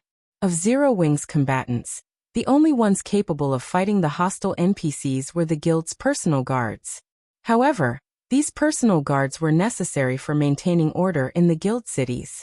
Let's just stop caring then, Shi Feng said, chuckling. Yulan was stunned by Shi Feng's response. Stop caring? At this moment, let alone Yulan, the other Zero Wing executives present were also stunned. What did Shi Feng mean by that? If they stopped caring about this situation, how would the 3 guild cities generate income? If the guild cities lost their trade routes, the items sold by NPCs would disappear from the cities. If that happened, the cities would lose a significant portion of their attraction for players. Moreover, the taxes collected from NPC merchants made up a large portion of the guild city's income. From today onward, Zero Wing's 3 guild cities will prohibit entry to unrelated NPCs. As for NPC merchants, we'll set an exception for them. However, each shop is allowed to bring only 10 people into the cities, Shi Feng said calmly. In addition, raise the entrance fees in all 3 cities to 20 silver coins and double the rent for the shops. However, partnered powers may receive a 20% discount. Guild leader. Everyone present in the meeting room gaped in shock at Shi Feng's words. They could indeed prevent NPCs from making a ruckus in the 3 guild cities by prohibiting entry to the majority of NPCs. However, the development of the 3 cities would also stagnate. After all, players had to get their quests from these NPCs. Moreover, many of the items sold in the 3 cities were actually sold by NPCs. If they refused entry to NPCs, it would be equivalent to having the income of the 3 cities. As for raising entrance fees to 20 silver and doubling shop rent, that was basically saying Zero Wing wanted no players inside its guild cities. Read latest chapters at Wuxia World. EU Zero Wing would be digging its own grave if it instituted these measures. Just get it done. I have my reasons, Shi Feng said, not bothering to provide any additional explanations. He then left the meeting room immediately. When the first major update took place in his previous life, the various powers already had plenty of Tier 3 players under their command, with some even having Tier 4 players. However, at present, not only was the NPC population boom much bigger than in the past, but the various powers also barely had any Tier 3 experts under their command. Hence, the damage the various powers would suffer in the ensuing chaos would definitely be much worse than in the past. While Zero Wing indeed possessed great strength, and even commanded Tier 4 NPCs, It was still impossible to maintain the 3 guild cities' security with their current manpower. The only solution Zero Wing had now was to take decisive action and thoroughly prohibit NPCs from entering its guild cities. Afterward, he would have Zero Wing's members enter the secret Covenant Tower in full force to raise their levels and strength. Otherwise, once the NPC population increased even further and the NPC forces began their assault, Zero Wing would be in a ton of trouble. Soon afterward, Zero Wing's 3 guild cities announced Shi Feng's decision to the outside world. All 3 cities immediately went into an uproar.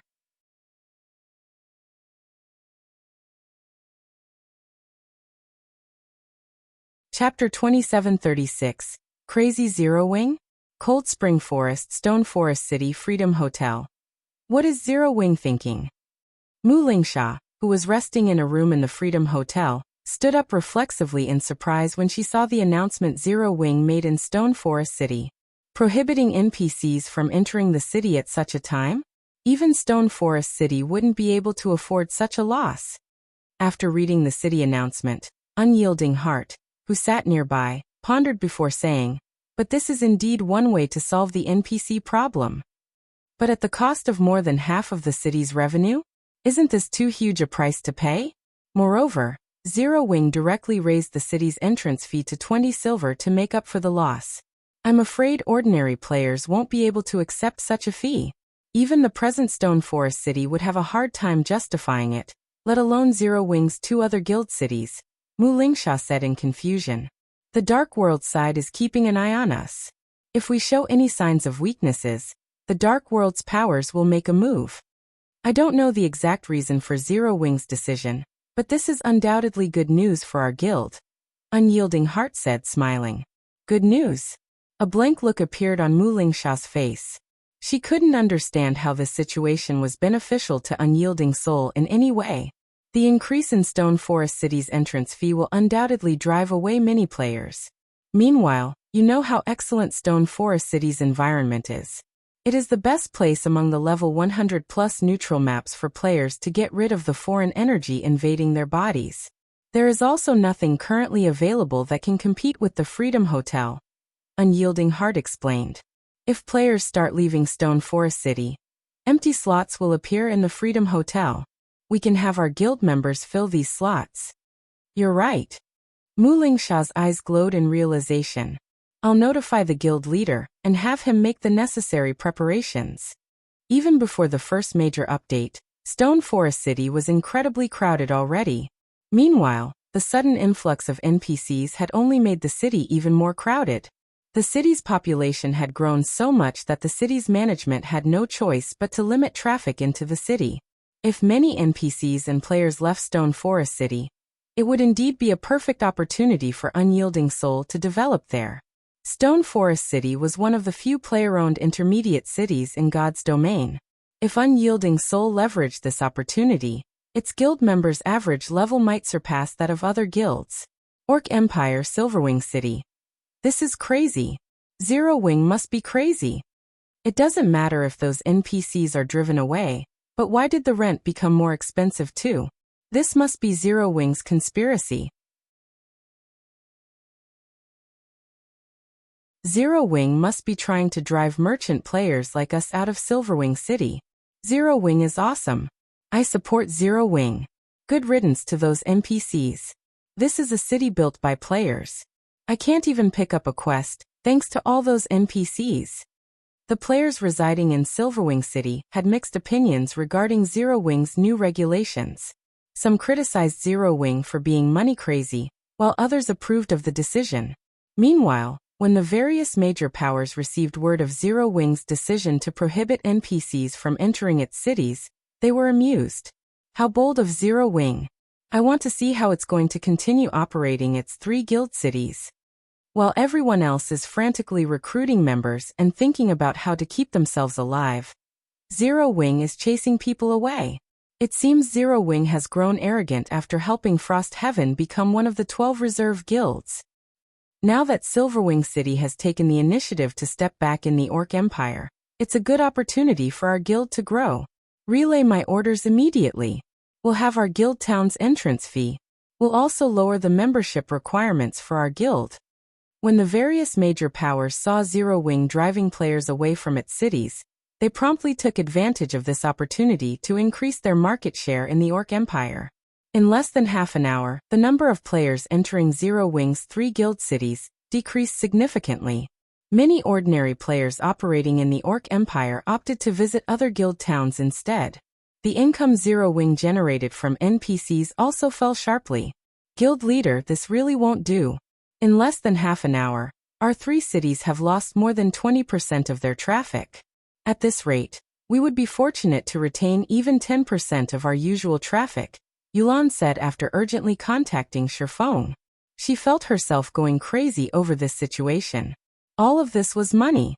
As Gentle Snow and Aqua Rose currently weren't in a suitable state to manage Zero Wing, the guild's management was left to Yulan and Liang Jing. Previously, they still weren't aware of Zero Wing's exact situation.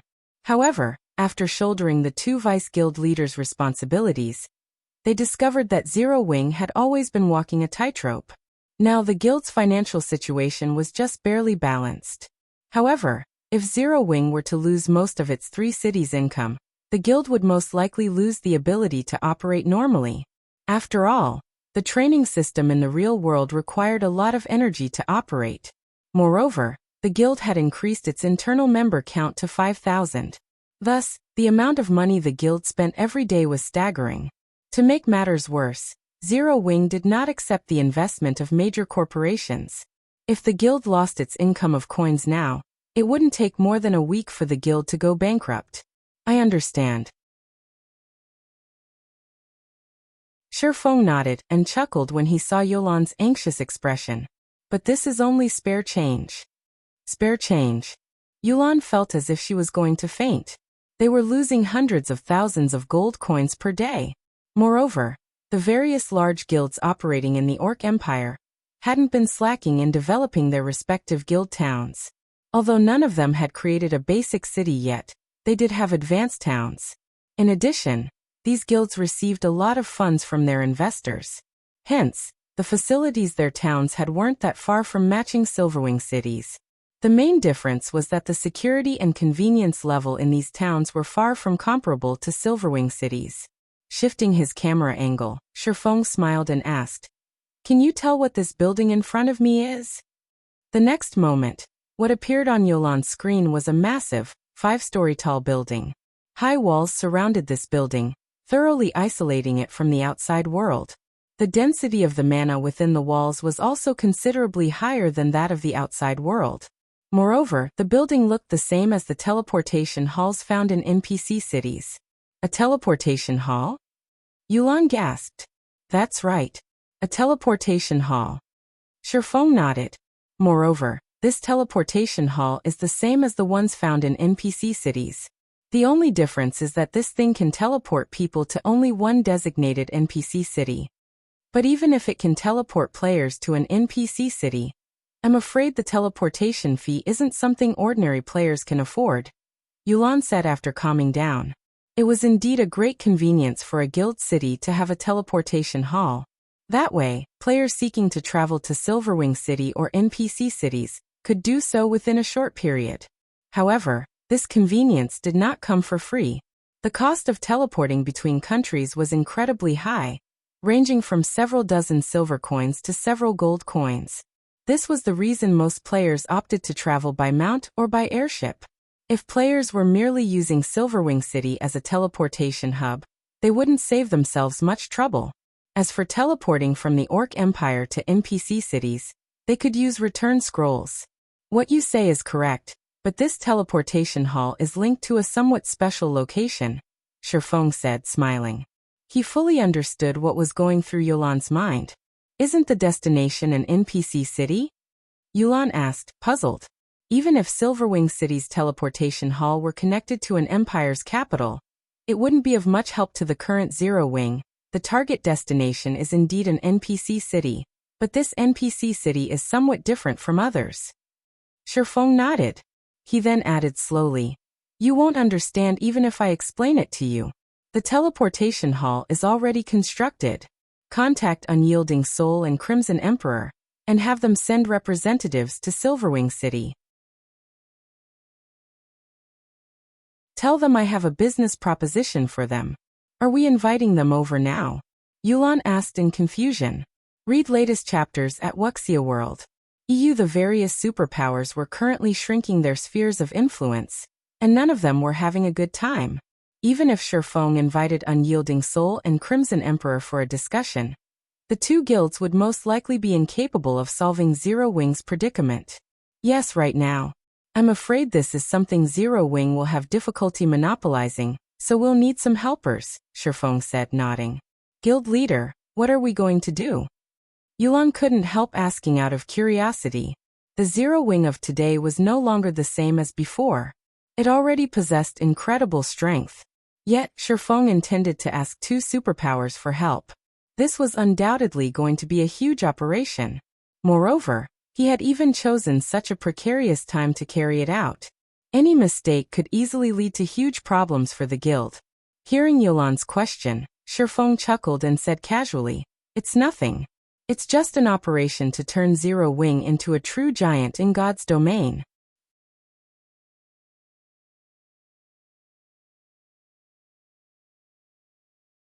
Chapter 2737.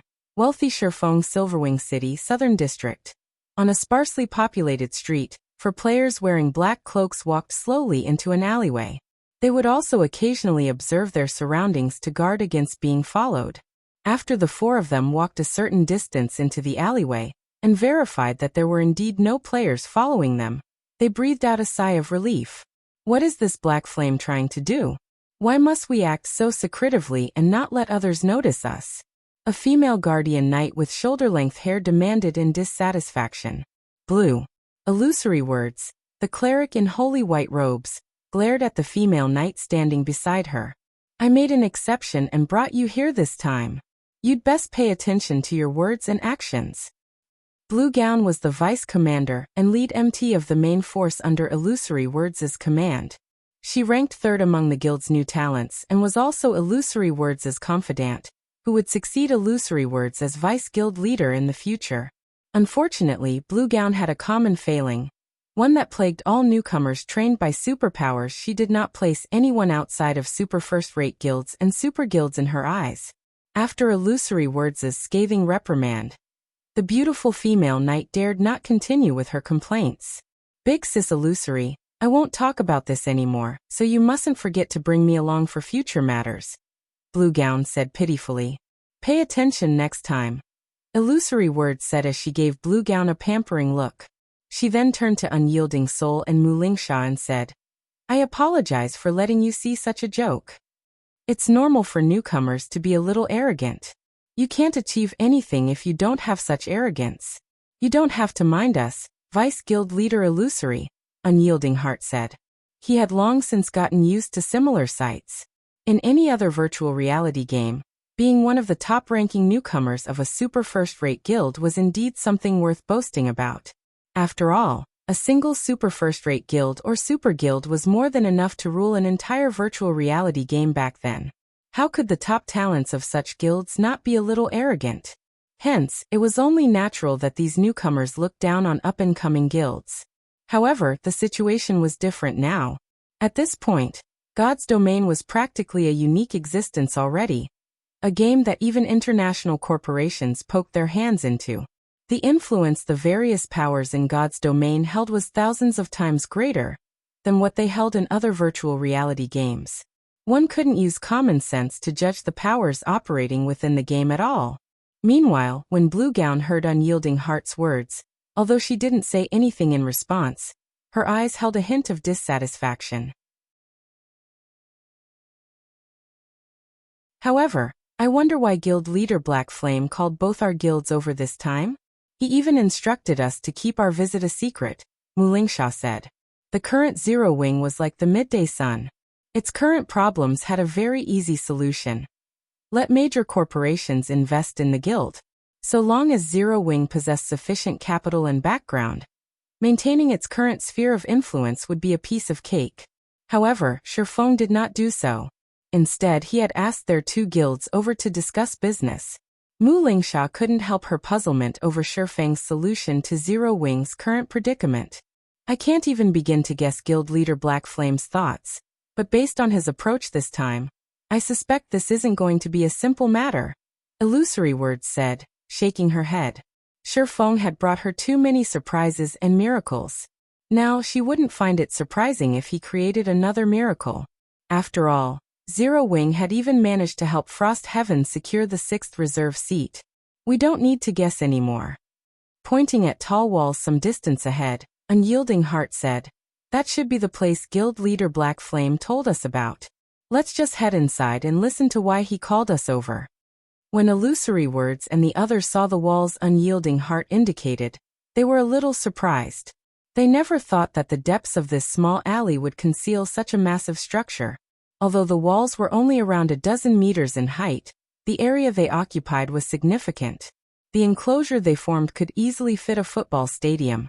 Based on the enclosure's size, the building inside should be at the advanced construction standard at the very minimum. Yet nobody had discovered its existence, even now. When the group of 4 arrived before the steel gate in one of the tall walls, they were dumbfounded. For level 130 plus fine gold guards manned the gate. There was even a level 133, Tier 3 dark gold ranked great mage protecting the gate in secret. The level of security was astonishing. At this stage of the game, if these 5 NPCs worked together, they could annihilate a 1,000-man team of Tier 3 players. Moreover, the various large guilds were treating fine gold and dark gold guards like precious treasures, showering them with all sorts of resources and ensuring their safety as much as possible.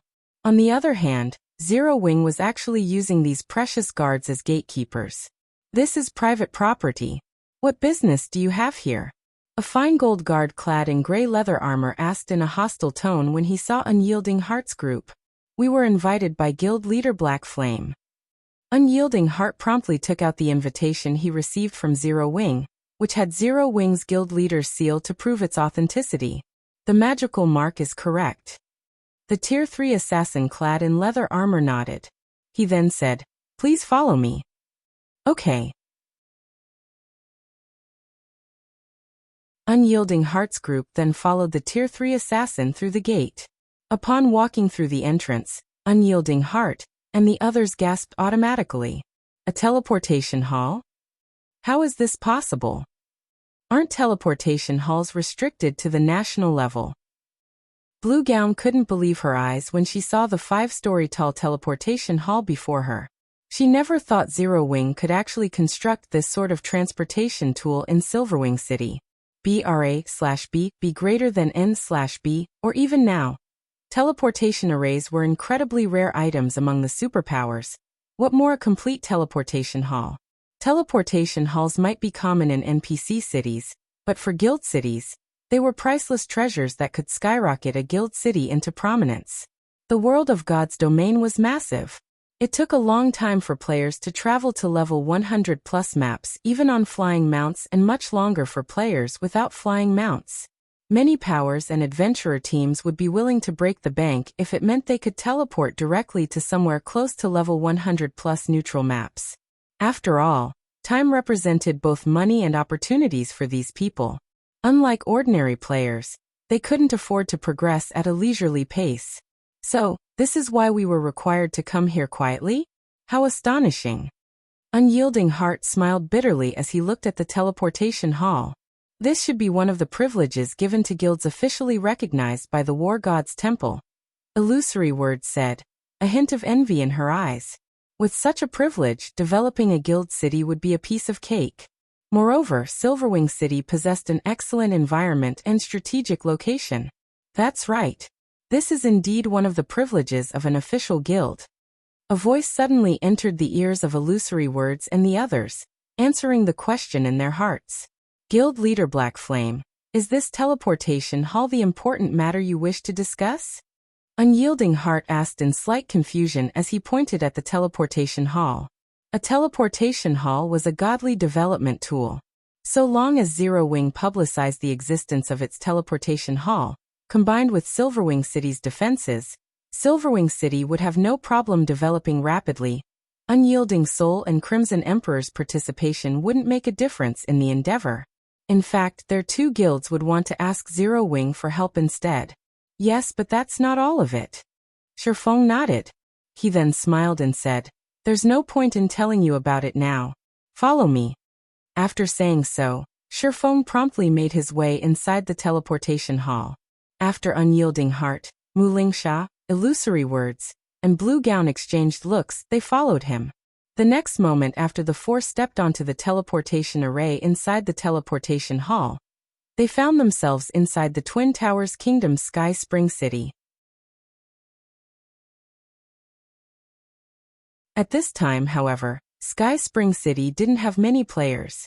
Over 99% of the city's population consisted of NPCs.